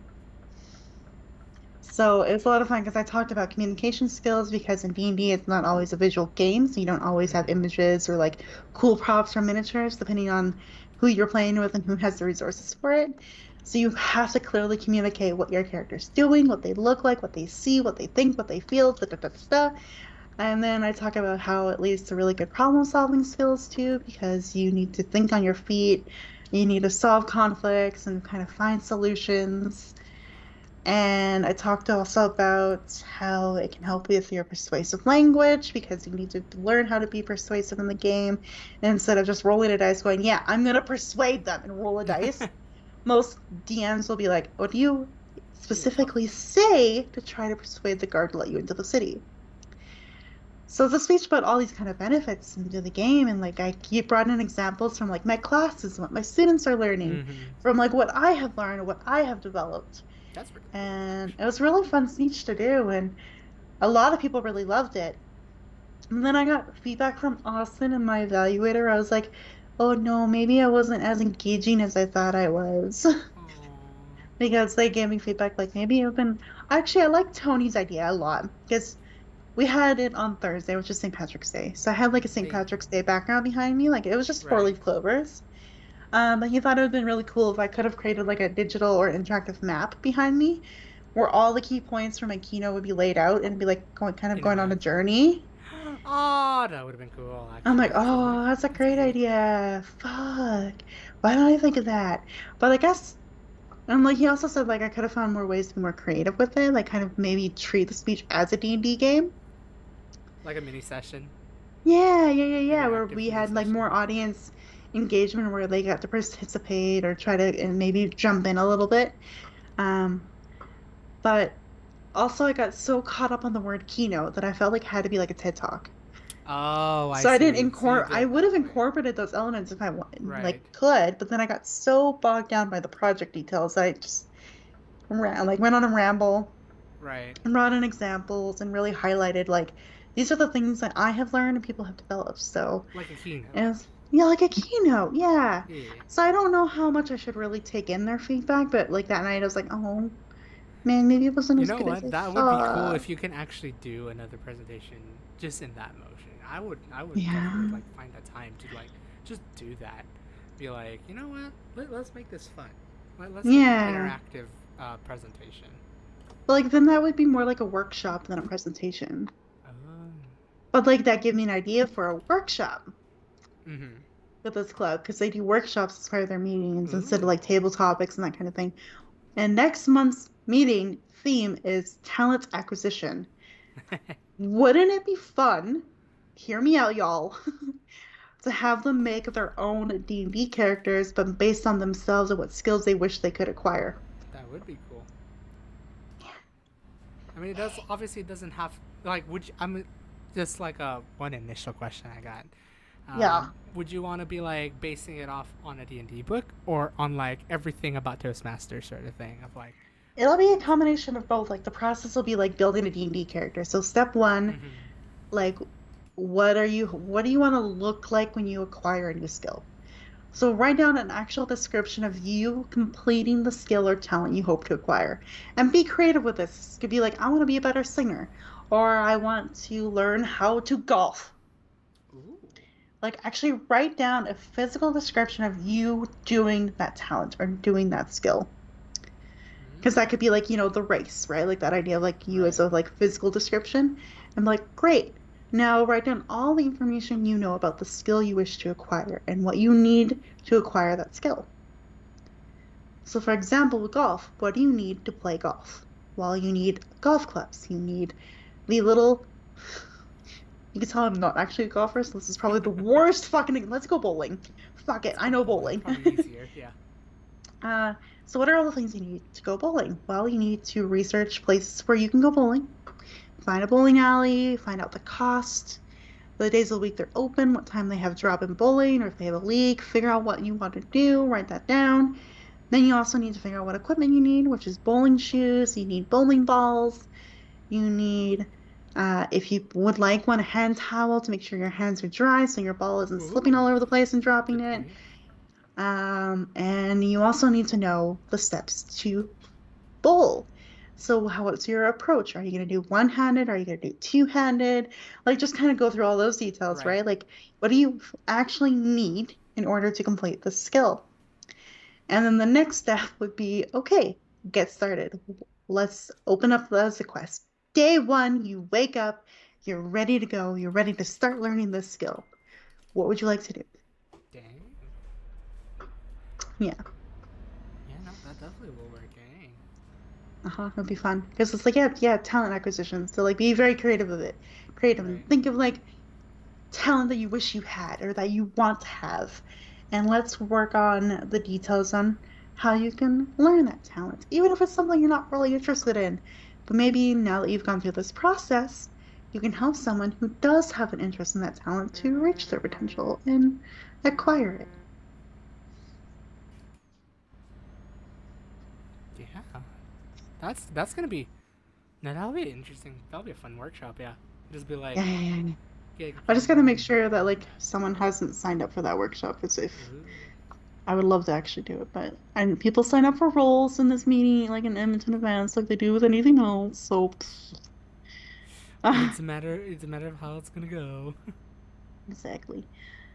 So yeah, it's funny because like I had a lot of ideas now from like the feedback that I got. Mm-hmm. Yeah, Oh, it could no definitely one be has taken. signed up for the workshop doing it. Signed up, baby. And It's I'll like, fill in the no. details later. Sign Yeah, up so now. Do everything later. yeah, pretty much. So yeah, that would be a really fun project. So yeah, that was a really interesting speech that sparked another interesting thing that I'm gonna try to do with the group. So that'll be really good. I want to kind of try to create like a character sheet for them to fill in Mm-hmm. a way of like, or kind of like what you see on like a regular D&D character sheet, but like it's gonna Right. be obviously Toastmaster stuff. catered to Toastmasters and like the actual workshop itself, not like Right. roll some dice and have some skills. Nah, it's not gonna be like that. They're gonna. You could try to do like based on if you're gonna do like maybe specifically Toastmasters, it could be based off like their levels or anything like that, like what they've completed or anything. But if it's gonna be more general, then I could definitely see it like go hand in hand of different ways. Yeah. I wanna maybe Hi Oscar, you okay there, buddy? You did a little Oh, hop and a jump? Yeah. would you? Silly boy. Sorry, he got like spooked because like the bathroom door opened and like he just did a little Oh, whoop. aw. Yeah. Um. So yeah, that happened Thursday night, and then today was a big day Mm-hmm. because I didn't expect to be competing at the area level this year. I'm not gonna lie. I was just like, okay, well, I did the club contest chair role for my club, help the club contest go. I'm good to go, right? Like I don't need to worry about much. I'm not gonna be competing this year, but then I forgot about core development, my other club, Mm-hmm. and there was no way we could do a formal club contest like I did with Northern Lights. We just don't have the resources or the membership to do it. Right. So we did a process called nomination. And these are for clubs that don't have the resources or the membership to actually do a formal contest themselves where they can vote on nominating people to move on to the area level. Mm-hmm. That was me. and my other member and friend Janice. We got nominated to go. Me for the speech contest, her for table topics. Hey. So suddenly I'm like, oh shit, Now I'm I gotta actually have to do competing speech. at the area level. Oh fuck. Here we go again. Luckily, I recycled the speech I did a while ago. Just kind of reworked it a little bit to be more vague about like a university experience versus like a U of A experience. Ooh, nice. Because when I did the speech back in November, I did it because it's the first meeting of Speechcraft for the U of A. So it's So that's a catered for them. Toastmasters, yeah, it's a Toastmasters program for all pharmacy students. They have to take this. It's mandatory to work on their public speaking skills. And so I had to do a sample speech, and I had to make some mistakes so that it could be fairly evaluated. And I did a speech about like my university experience and how I didn't give up. And it was very catered to U of A because these are all U of A students, and I went to the U of Right. A. So like it was kind of cool to be like, haha, look at me, I'm doing a Hey, speech with an alumni speech. alumni. Oh, Alumni speech. alumni speech. And so like I kind of took that speech I did in November and made it more like a general university experience and like about a bigger key message of like don't give up until it's done. Like that's like the big message I had. Like don't give up until it's done, or until you are done, until like what you want or accomplish is done. And yeah, it was kind of fun to do that. And so today was a big day, and we had 3 areas in one contest because the area for core only has 2 good clubs. Hi, Oscar. Are you okay? You just came out running. You silly This boy. came out Newman.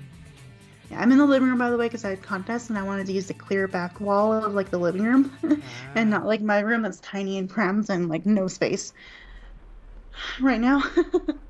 Right. So yeah, so we had 3 areas in one because area 6 only had 2 clubs in good standing. And then area B9, of course, is the main area that's like with Northern Lights, Southern Lights, Friendly Achievers, Millwoods, Vocabulary. So there's 4 clubs in that area. So bigger contest for that area. And then, because they had members from each of those clubs could be in this area. That's how that works. And then my area for core development, which is, again, only 2 clubs in good standing. The other clubs have been suspended or just have been unchartered. Right. So yeah, the way the contest worked was we went by each area. And we started with the international speech contest first. So it was like area 6 contestants went, then we wrapped up, the judges finished their scores.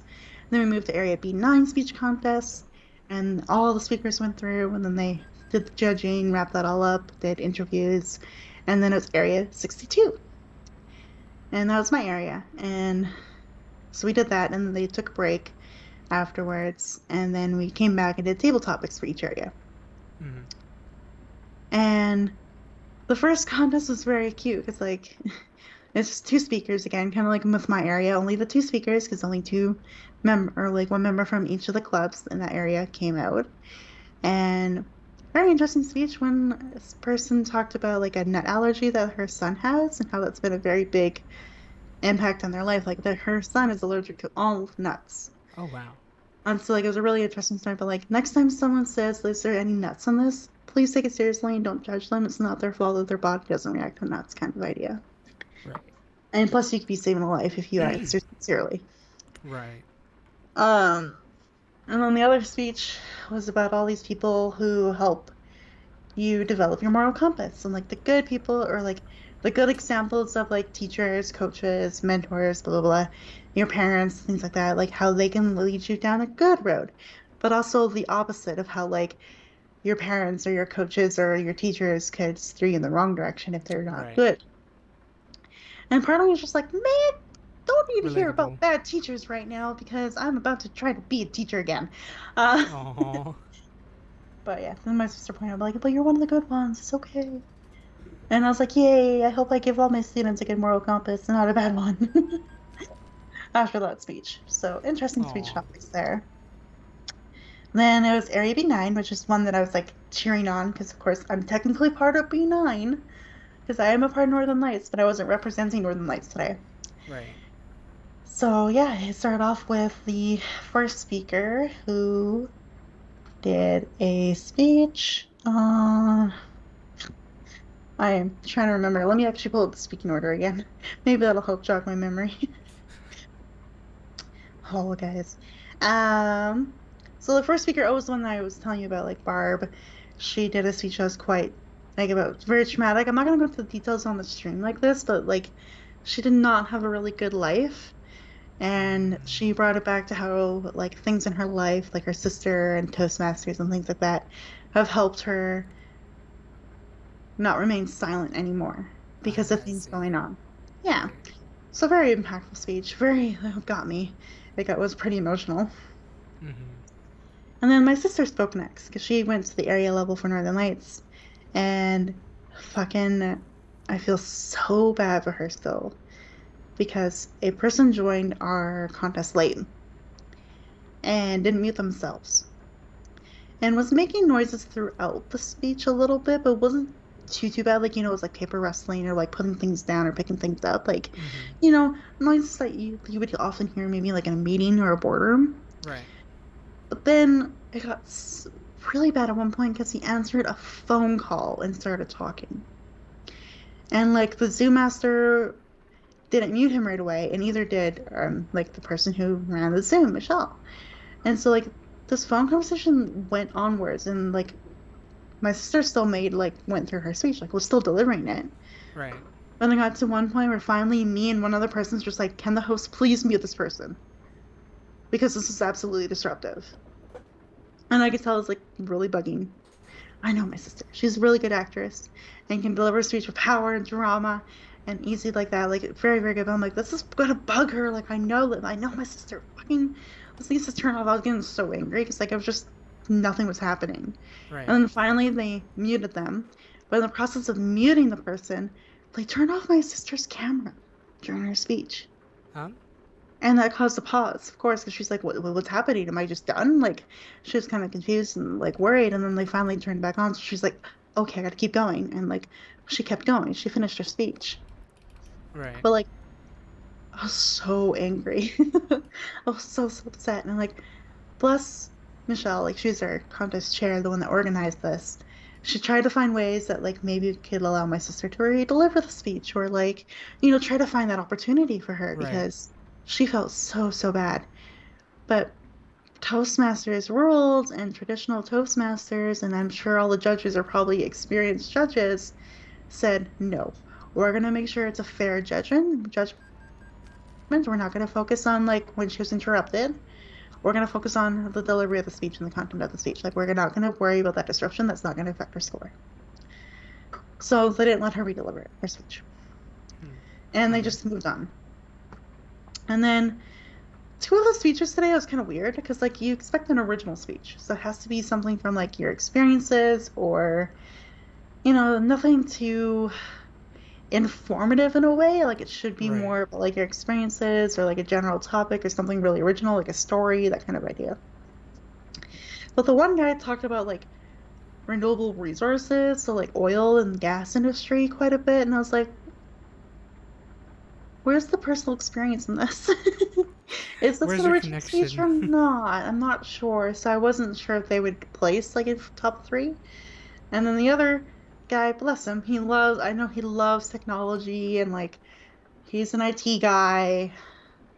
Not to diss IT guys, but like the way he delivered his speech was kind of all over a bit, like a little bit disjointed. Oh, I And he see. kept showing things about like Google Business, and I was like, what is happening? I was like, is this a sales pitch? Like, yeah, right, like about Google Business and all these things and programming and like development. I'm like, I can't follow any of this. Daryl, you know me. I'm like Right. all over my head. But like, so that's why I'm like, I don't know about those two if they're gonna place. So the top three was literally gonna be like the first speaker, my sister, or Mikey, because Mikey from Northern Lights also made it to Mm-hmm. the area level. And so we're like, okay, well, that contest is over, and we were all like waiting, like, are they gonna be able to do anything for my sister? Is she gonna re-deliver the speech? But then like, no, basically. It was not gonna be a speech that would be re-delivered, which sucks, but it is what it is. And then moved to my speech contest, and the first speaker was from the other club in my area for core development, so TM for PM.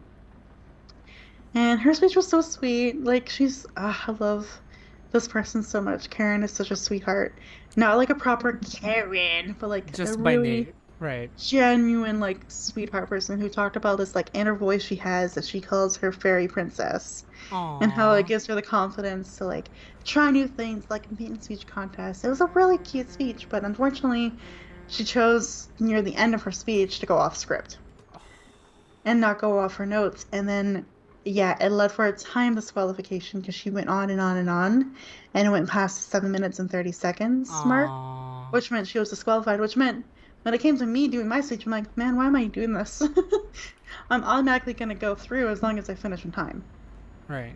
Like, I could butcher the speech all I wanted, but, like, I didn't. I gave it with all my best, with my gusto, despite being, like, upset and, like, angry that stuff happened to my sister. I still, like, delivered it, like, the best I could.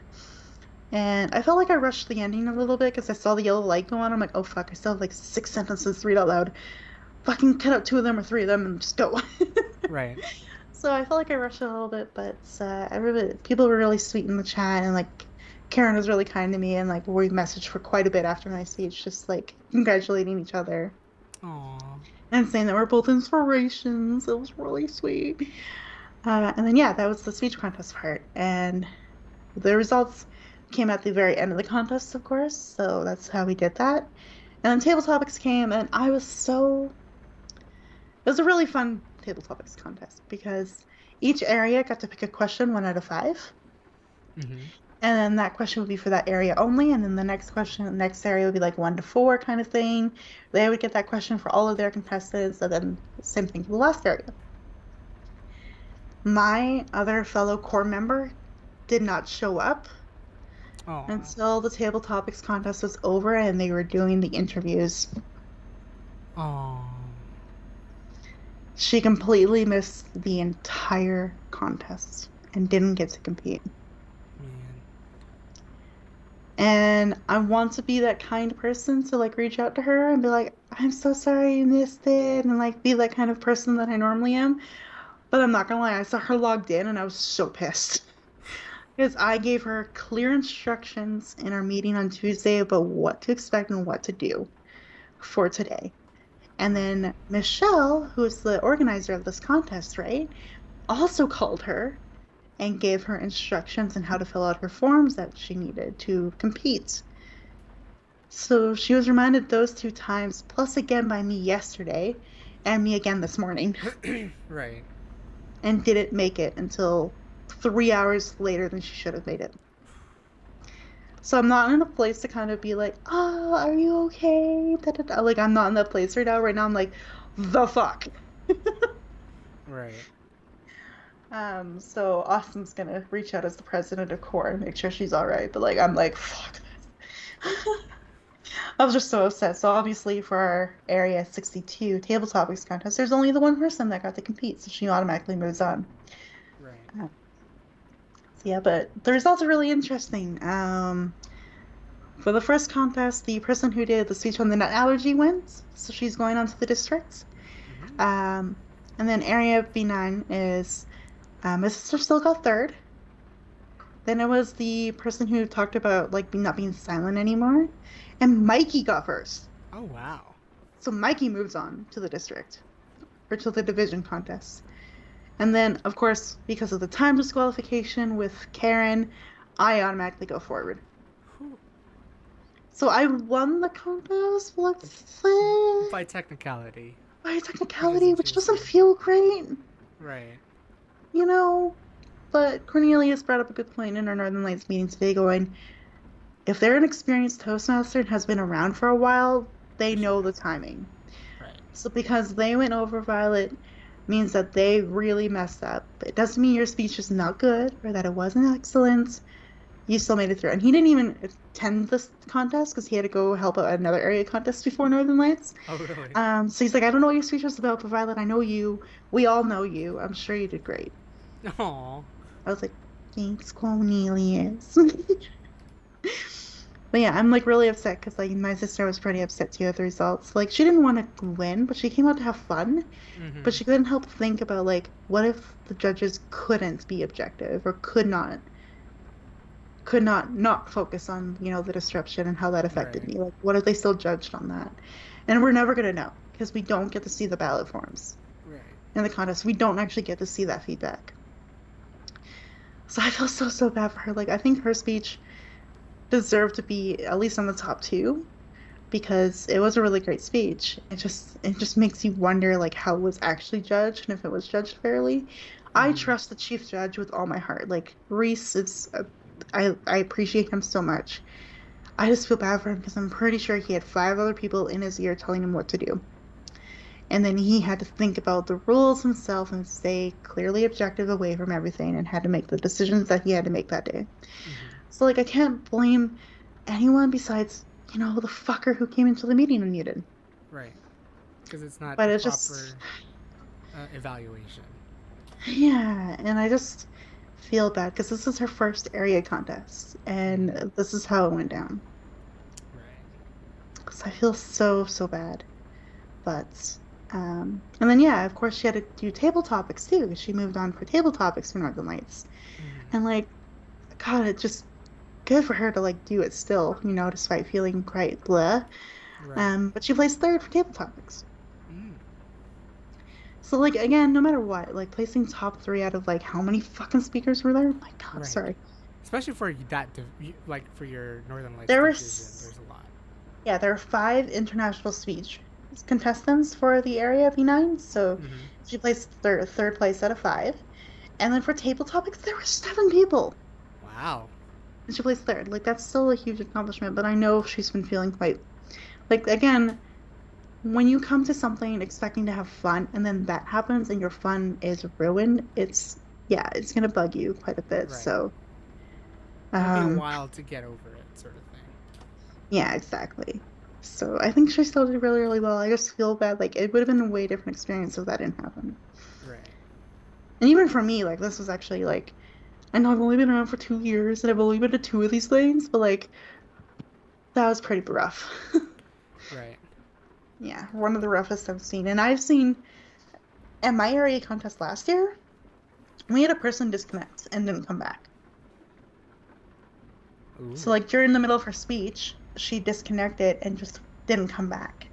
And we found out a few months later, I don't know if I ever told you this, but that person that disconnected, because you were at my area contest last year, I think. It was, yeah. She ended up quitting Toastmasters. Oh wow. Yeah, she was that embarrassed. That she couldn't go back. Yeah, Aw. I know. So, like, things like that, when it's contests and there's pressure and there's expectation of competition and of excellence, and when one thing goes wrong, it can deter someone from coming back. Right. Toastmasters. And I was so worried that my sister was in that headspace, but she said, no, I'm not gonna give up, quit yet. But she did say, like, she's pretty hurt still by the experience, so I feel so bad.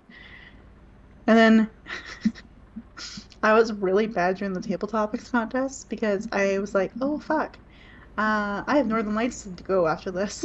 So I had to prepare because I was the sergeant at arms today and the greeter and the general evaluator because Eric couldn't make it to today's meeting. So I was like, ah, fuck, I gotta prepare all these things, and because he couldn't make it. And then yeah, Gloria couldn't make it today. Like another member couldn't join, and Giovanna, my protege, her and her husband got COVID, Aw. so they're feeling really sick. And I'm like, so like there's really like the members that were available to me to kind of fulfill those roles were getting like smaller and smaller and smaller. Right. And I'm like, I guess I gotta stay for the whole contest. Originally, I wasn't, or for the whole Northern Lights meeting. I was gonna stay to do like the greeting, Mm-hmm. give my business report as an executive member, stay until after the speech, and at the break, I was gonna go. I'm like, I need sleep. I'm fucking tired. I gotta You go to want to bed. crash. Right. But because of the member changes and many members reaching out to me in the last like 12 hours before the meeting starts, saying that they couldn't make it, I was like, okay, I guess Okay, I gotta fine. stay for the whole meeting and try my best. Fine. And that was a good meeting. Like, Jing delivered a really cool speech. She talked about the status of women in China and how it's changed over the years. Ooh.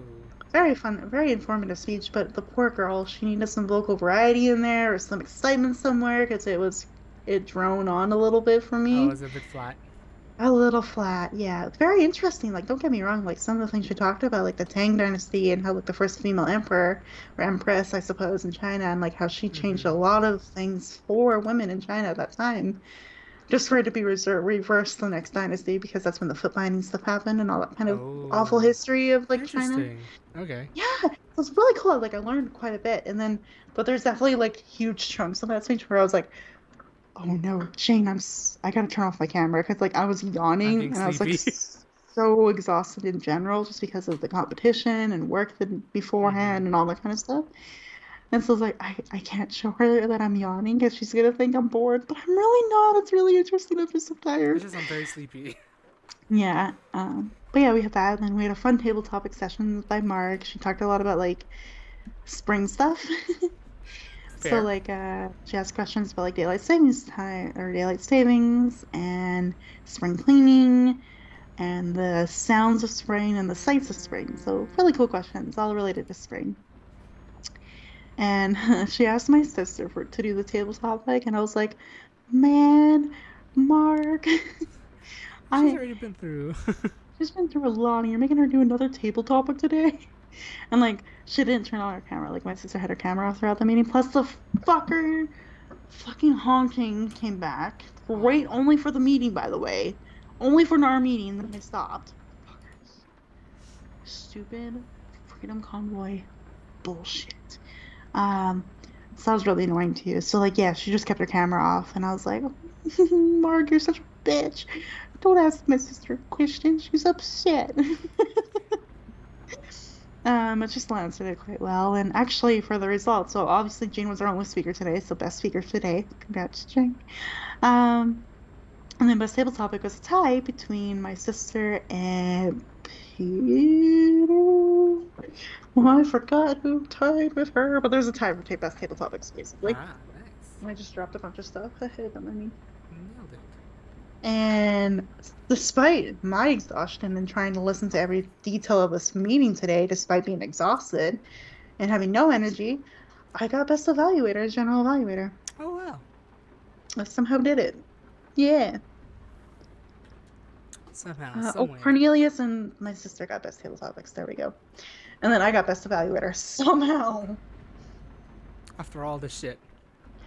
And it's so funny because like I realized that I forgot a big part of my feedback to everybody because like Mark did table topics and she asked Annie a table topic and she was our timer.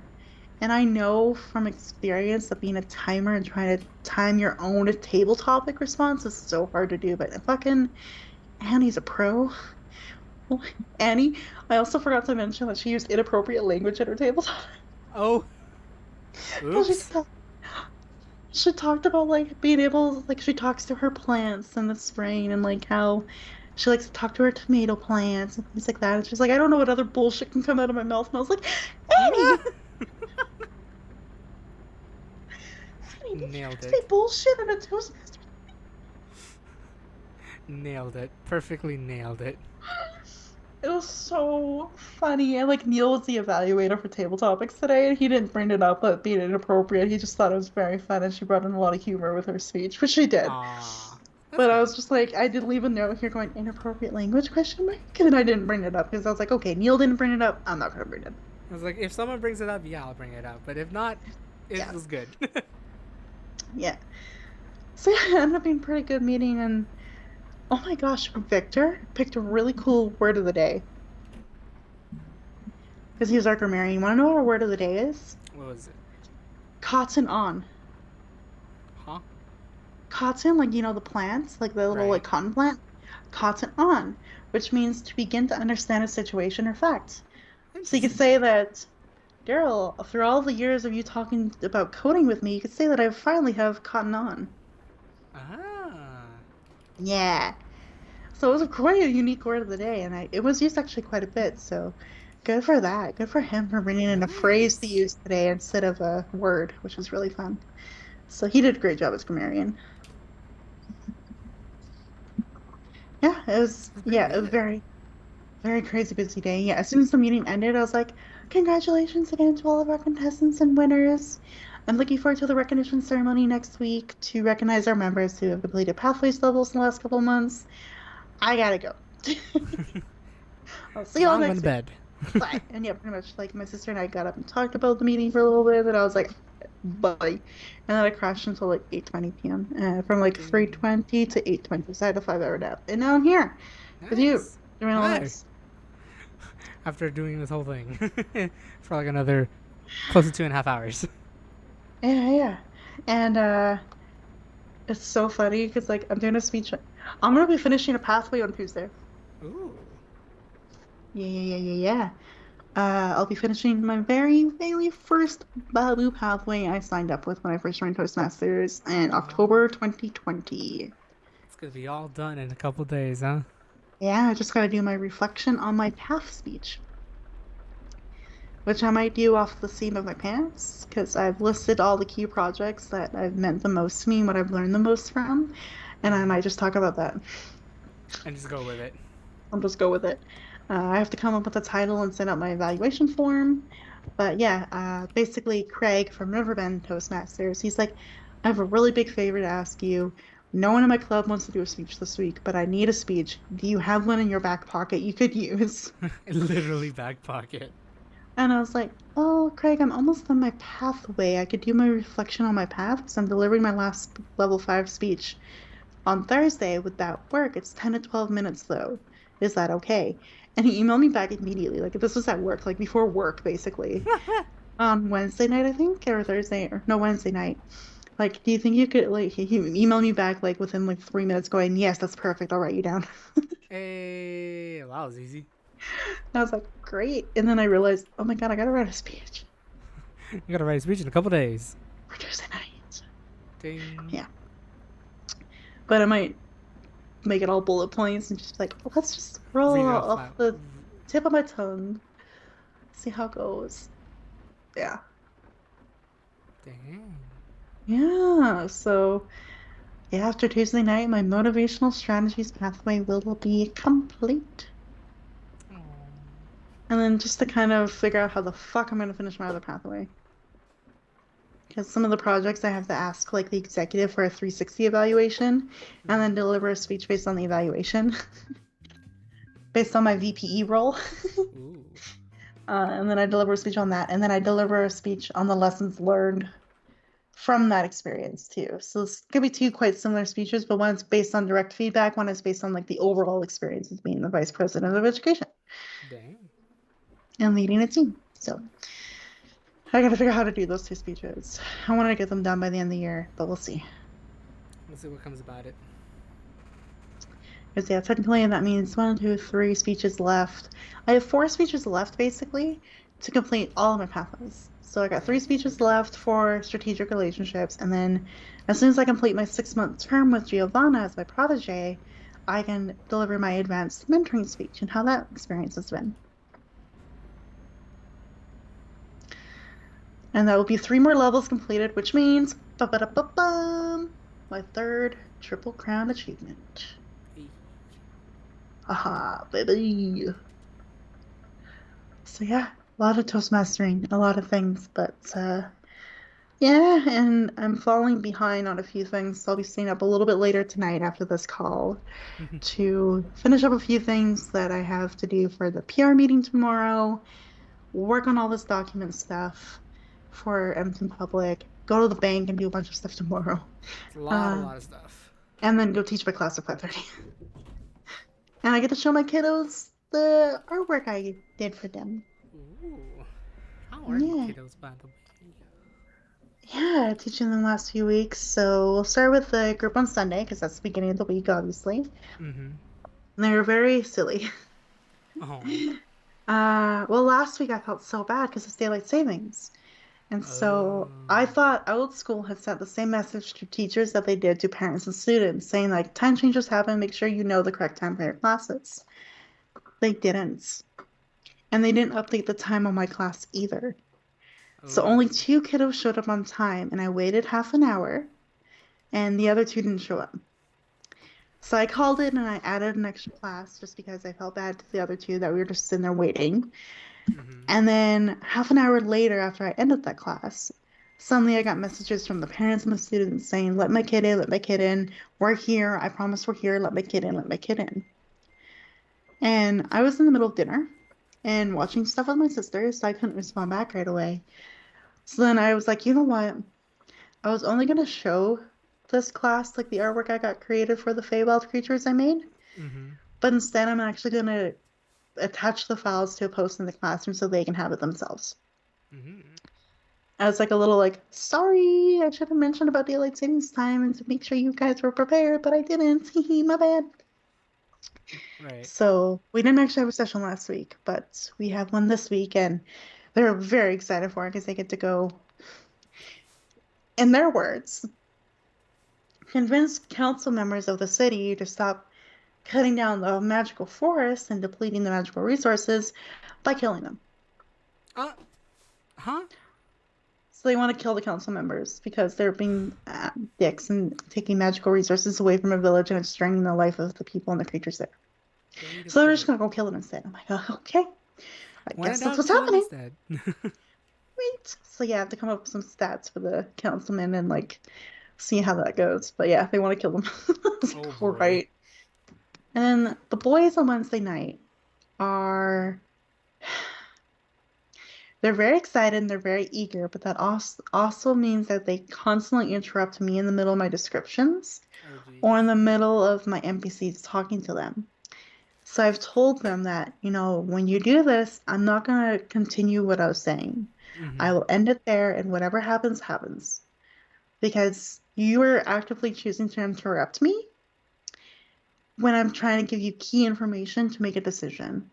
And I'm not going to give you the full information. You make a decision. We'll see what the consequences are, whether it's good or bad. It's up to you. Whatever you hear and whatever I give you, and don't finish. Dang. So they weren't really happy with that, but I was like, you have to stop interrupting me. Like, I'm going to start putting on my teacher hat instead of my DM hat and say, Right. I need you guys to please stop interrupting me and each other. We have to do this one by one, step by step, because that's the only way this is going to work. If you keep jumping and interfering, I'm going to let it happen, and your characters are going to have to face the consequences. So I had to have that conversation with them a few times in that session. So I don't think it's going to go very well next week, but we'll see. Ooh. And then my Curse of Strahd kids. Oh boy. I haven't heard about this in a while. They, What did it do? every campaign I've seen of Curse of Strahd, so one that like my group played through back a couple years Right. ago, and now a few of the ones that I've seen online and one-shots, every adventure party runs away from him, right? Because he's a scary vampire lord who can do evil shit. My kiddos decided to take up his offer to go for dinner in his castle, Oh my fucking. actively going to the enemy. Why not just be with the enemy? We'll see what happens. I mean, it's one way to get information because Strahd likes to talk about Really? himself. And so Right. he's like, let me tell you about my family history. And like my brother Sergey, I hate Sergey. Like kind of went through like the little bit of family history, like whatever Mm-hmm. he wanted them to hear, by the way, not the full thing. So I had to be Right. very careful what I revealed to him and what I didn't reveal to them.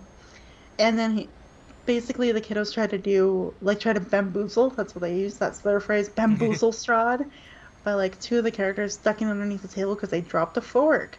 Uh, and then they coming back up and using disguise self. And the one character looked like the other character, and the other character looked like Strahd. Oh. Strahd likes games, but not when they're played against him. So he's just like, why would you do that? What are you trying to do? What are you trying to prove? And the one kid who looked like Strahd basically said, oh, sorry, we were just really bored. And that set him off. He's like, oh, you're bored, are you? Well, let's Ooh. play a little game of my own creation. And he disappeared into the castle somewhere. They don't know where. And he said, come and find me. If you find me, you'll be rewarded. Spooky. Uh-huh. And I had to roll for random encounters because this castle has random encounters. And I rolled 2 natural ones, which normally sounds really bad. But in this case, they got to meet an NPC called Esmeralda who said, let's get out of the castle. I promise you when you find him, it's not going to be a reward. It's going to be a fight and you're going to die. Let's get out of this castle and I will tell you everything you need to know. I am a Vistani. I can give you information. Let's just get out. Ooh. So the kids agreed for one most part, and then they tried to be sneaky and stealthy until the one kid decided that his character would not just run down the stairs with the rest of them, would jump down the stairs and fall to the ground because it's a spiral staircase that went down. So he decided to jump off the rail and fast travel to the bottom of the staircase. Little does he know, though, that creates sound because his body goes thud and he takes damage. And he is now unconscious on the ground, and now there's guards coming rushing in towards the stairwell. And that's where we're picking up this week. Literally, Esmeralda was just like, I'm gonna cast a magical spell to make our footsteps quieter, so we can be really stealthy and no one can hear us, so we can easily get out of this castle. Suddenly. What does the kid do? Make a loud thud noise, and everybody's like, now there's people coming towards to fight them. So I think Esmeralda's gonna be pissed. She's gonna be pissed at this kid. Be like, what did you think you were doing? Now we have to fight, and now we're never gonna get out of here. Why did you think this was a good idea? Yeah, right? So, like, it's very funny. I was like, oh boy, now I gotta roll on a couple of tables in Castle Raven. We'll have to figure out who they're gonna fight. Because there's a few different options out there, and we'll see what happens. But, yeah, I was like, oh boy. They're never gonna get out of this castle. They're gonna die here. Yep, we're gonna spend the next 6 sessions in this castle because of random chaotic decisions that they all make. And that's, I guess, fine. It speeds up the process? I guess so. Looks like the campaign is well underway. Oh, yeah. So it's very interesting. This is the first time I've seen a group of people actually go to Strahd. Instead of run away from it. Yeah. I was like, oh man, here we go. Right? So yeah, the classes are all interesting in their own way. Nice. Aww. Yeah. Oh man, but yeah, it was a good time. At least the kids are having fun, right? That's like the one good thing out of this in the end. Oh yeah.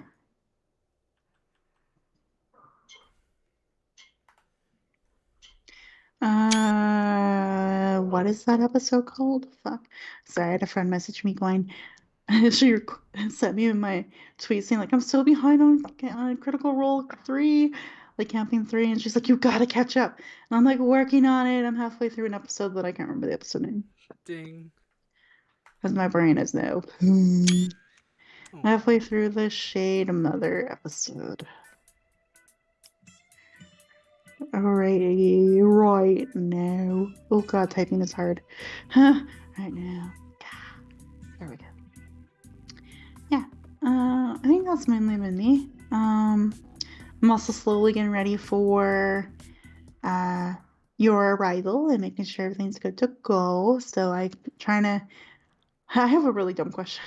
Go for it, if you want to ask what is Imodium?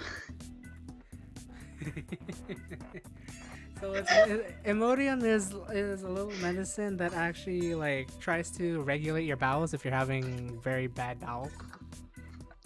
Okay, what are some brands or names of Imodium? Because I don't think I can easily find just Imodium on a shelf if it's just called Imodium. It's there's an actual drug name. Okay. I'm used to calling it Imodium because that's the brand name. Maybe I'll just pardon me. Anti-diarrheal, basically.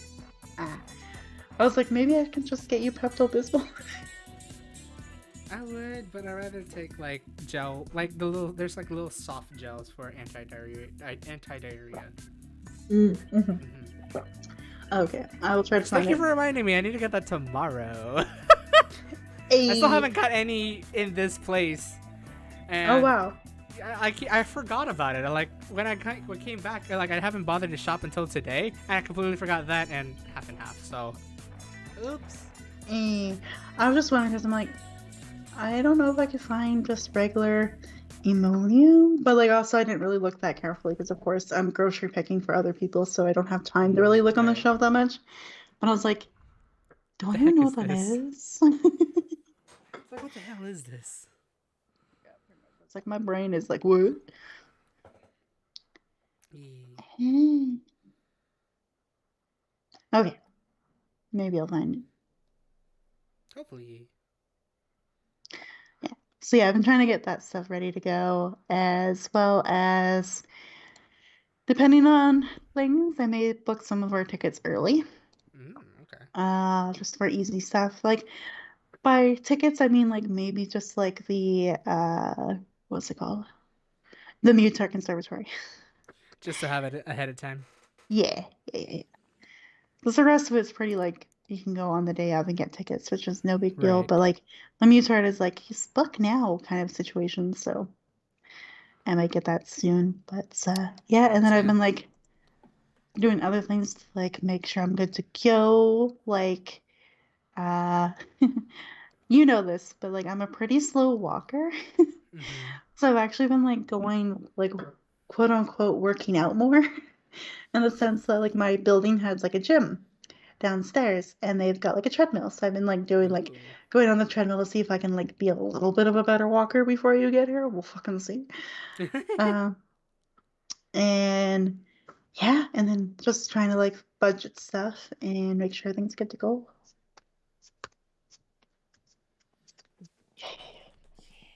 The planning be reals.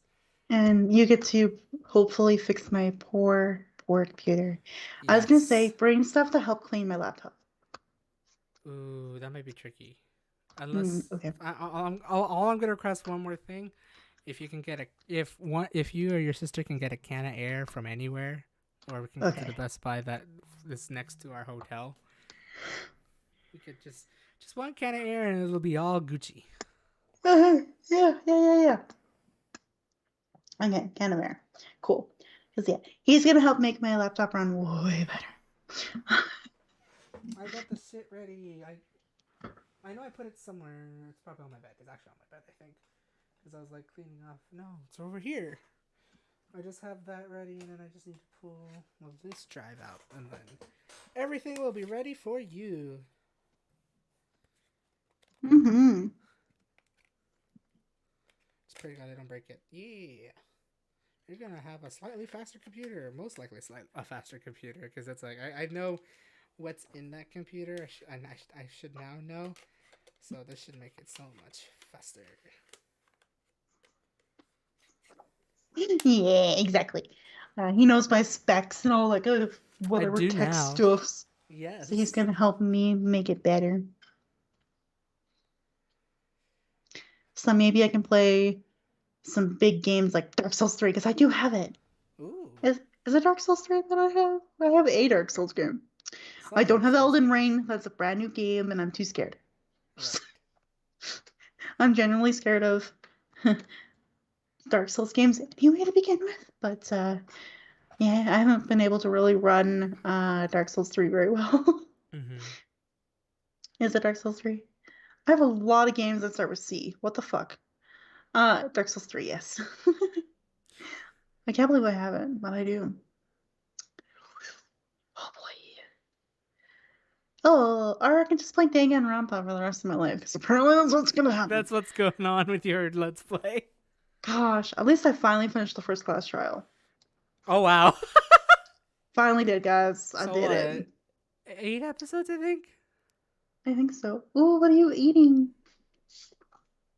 Oh, berries? Oh, I thought it looked like chocolate. I was really excited for 30 seconds, but now I'm like, oh, berries. How many episodes has it been, actually? It's been, yeah, 8 episodes. Wow. And I got through my first class trial in the first chapter out of 6 chapters. Yeah. I'm gonna try to push myself to at least have these episodes be as close to an hour as possible. Mm-hmm. But man, with every like, oh, Danganronpa's fucking crazy. That's all I gotta say. I'm not gonna spoil anything. Watch the playthrough, cause wow.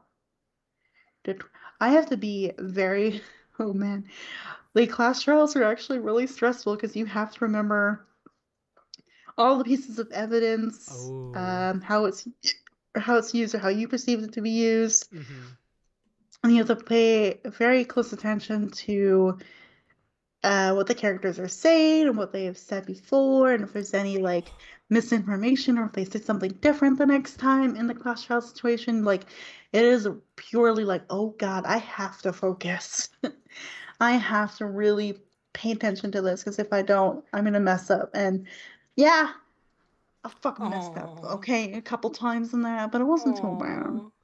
It wasn't awful. It was just like, oh man, why can't I remember? Could have been better. Could have been better. And like the one game, it's kind of reminds me of like you know the sound games like Guitar Hero where you have like all the like little like buttons Mm-hmm. thing, like kind of like rhythm games. There's a rhythm game in there, and I could not think for the life of me figure out how to beat that for the first time I did it. And then the second time happened, I'm like, oh, I figured it out, but it was too late and I lost again. The third time's the charm, I got it. So Hey. yeah, but now that I know how to play the game a bit better, I'm sure the next class trial will be fine. But we're already down 2 students out of 15. Oh boy. Yeah, which is crazy because one kid was just like, I don't want to participate in a class trial. No way, man. I don't want to condemn another fellow student of mine and watch them die. We already have one student dead. Why would I do that? And like went against like the school regulations, which Monokuma was like, boo-hoo-hoo! Are you defying me and my rules? Oh my And like god. freaking killed her. I was like, Goodbye. excuse me? No, I liked her because I got to do a Valley Girl voice for her, and now I got no Now one you to do a can't Valley do a Girl Valley voice. Girl voice. Now I can't be like, oh my god, like, why are we all fighting? I couldn't. I was so sad. But that Aww. voice had to die. Aww. And now I'm stuck talking all super quiet and light for like one character to being like, hey, cut it out. And then of course, Monokuma.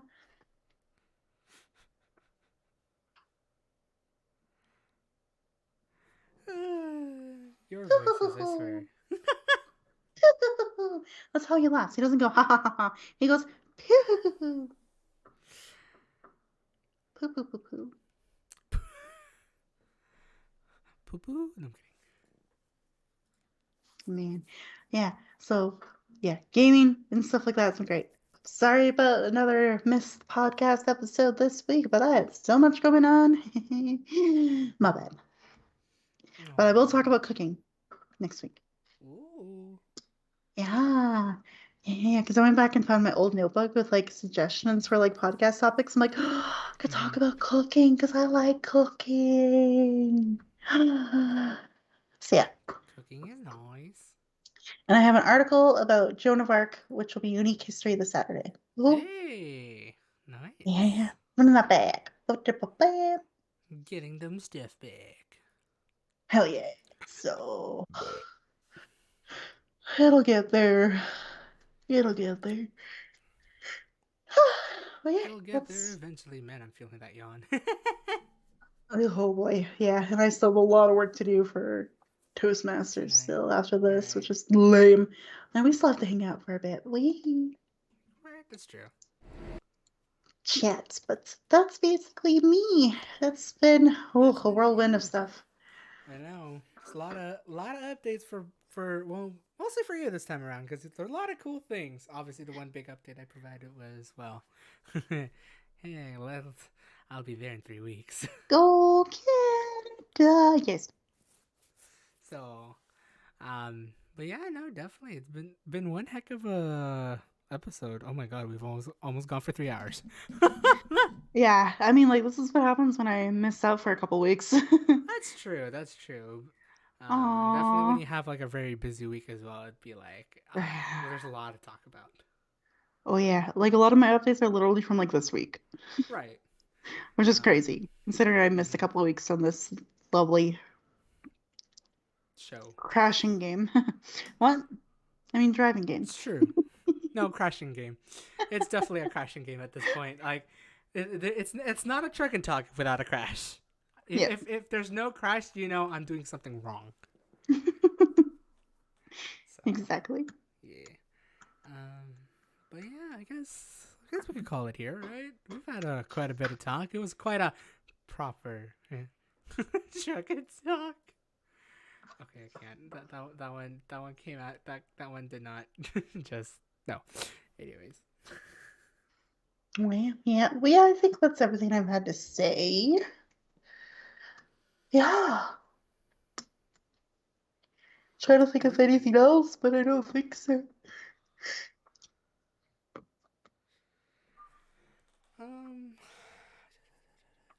I can't think of anything else. No, I really can't. My brain is just gone right now. Mm-hmm.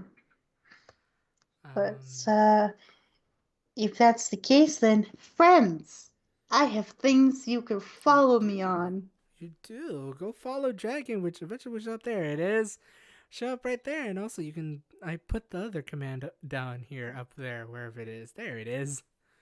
The extra Yeah. life. So come follow my channel, YouTube's, because I'm doing the Danganronpals, and there's a lot going on, and we start chapter 2 this week of the game, and more murder and more drama. Can't Ooh. wait. It's gonna be great.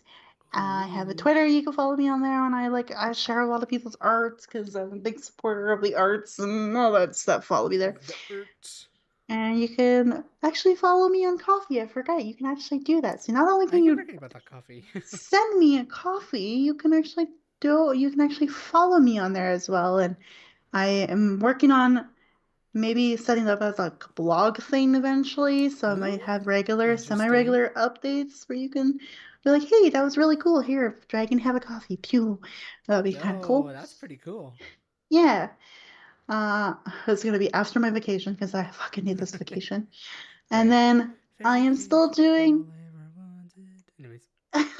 I'm still doing Extra Life this year, and we've really, really have come to a full stop with donations. I haven't had a donation since the beginning of January. Ooh. Uh, so if you can please support Extra Life. It's a great organization. They help fundraise for a lot of treatments for kids, like whether they've been in a serious accident, have injuries or illnesses, surgeries. They help basically take care of the cost of that because let's be honest, if it's not emergency care, it's expensive. Oh, I So bet. they are really supportive, and my local hospital here in my city is part of that network. So it's very important to me, and please help me hit my goals this year. Thank you. Yeah. Nice, nice. Oh, look at you. Look at you getting that proper. I love using that word proper, I swear. Doing that proper advert I'm doing an advert. Yes. of yourself. I know, I do so good. you are good with the words. Yes. Yours Yeah. this. As for Maybe. me, you can Okay. follow me on YouTube. I know it takes a while. As for me, if you're watching this on Twitch, follow me on YouTube. It's over there on the link. But if you're watching this on YouTube, hit that subscribe button down below on the bottom right hand corner. Almost the top right hand corner. That would have been weird. I post videos. I promise I'll post videos on time this time around. Last week's I did promise I was gonna post videos on time. That did not happen. So I'm gonna properly um post videos on the proper times now, including Truck and Talk, which hopefully will be on Tuesdays, and my usual travel vlog on Fridays. It'll be uploaded now here on a consistently weekly basis, as well as follow me on Twitter. Wow, Twitch took a while to do that. But also follow me on Twitter. I usually post stupid shit. I usually try to post stupid shit. I think I've posted the freaking Call on Me by Eric Prid's documentary. We're just watching that and have a fun time watching it, as well as many other things. And I've been trying my best to post pretty photos. I did have this one photo that I forgot to upload on Wednesday, which had a really nice sunset of the San Francisco skyline. Maybe I'll upload it tomorrow. But I did post a slightly gloomy day, which apparently got a comment from Macy's because I was taking a picture right in front of Macy's and they kind of went with it. So, woo! Thanks, Nightbot. I love you too. But I do try to post as many pretty photos as I can along the way. And yeah, that's pretty much it. Thank you again, Dragyn, for joining for this pretty lengthy Truck and Talk. It's been a while again. It's been a while since we've done long Truck and Talk. Yeah. It's been pretty fun. It's been pretty fun to learn about all the things that's been going on for the past couple weeks. Right, and I've really like, despite having a pretty crappy week, like now coming here and talking about like the good stuff, I'm like, oh, hey, I'm actually doing this thing. Right? Like, I am an area contest winner. I am now going to be applied by Amazon Public. I am moving on to the division speech contest, which is a scary fucking thing to think about because that's a lot of people I'm competing against. Oh my God. Ooh, that's gonna be Um, big. and like I'm going and like you're coming here on vacation. Like there's actually a lot of good things. So I'm like, oh, and I feel a little uplifted now after Oh, this. that's good to hear. So thank you for having me. Yeah, no worries. I'm always great to have you here as a guest for Dragyn Talk. Um, and you're always, always free to come whenever you can, or sort of things. Yes. Yeah. But with that, I'm gonna be signing off here for tonight. Again, it's been almost 3 hours since we've been going on, with a little bit of rambles, probably a lot of rambles here and there for this stream. But yeah, I hope you guys had a fun time watching. Again, thank you so much, Dragyn, for joining. And hopefully we'll see you guys next week for more Truck and Talk. I have no idea what day I'm gonna be doing it. Maybe Thursday, maybe Saturday. I don't know yet. Or the I won't weekend. be We'll at see. either, unfortunately. Oh, it's okay. Yeah. But yeah, I'll let you guys know when the next Truck and Talk will be. Otherwise, see you in my videos and all that stuff. Right? Anyways, I hope you guys have a great day or night, wherever the heck you are. That's Dragyn over there, and this is Spam Waits. Let's see if I can actually end it properly for once. I gotta stop using the word proper. See ya. Bye. Bye. I'm doing the zoom in thing again. Here we go. Oh boy. Except this time it's gonna be eyes. Eyes. Oh. Eyes. Eh. Bye. Oh shit. Wait, no. Head. Bye. This is so Bye. hard.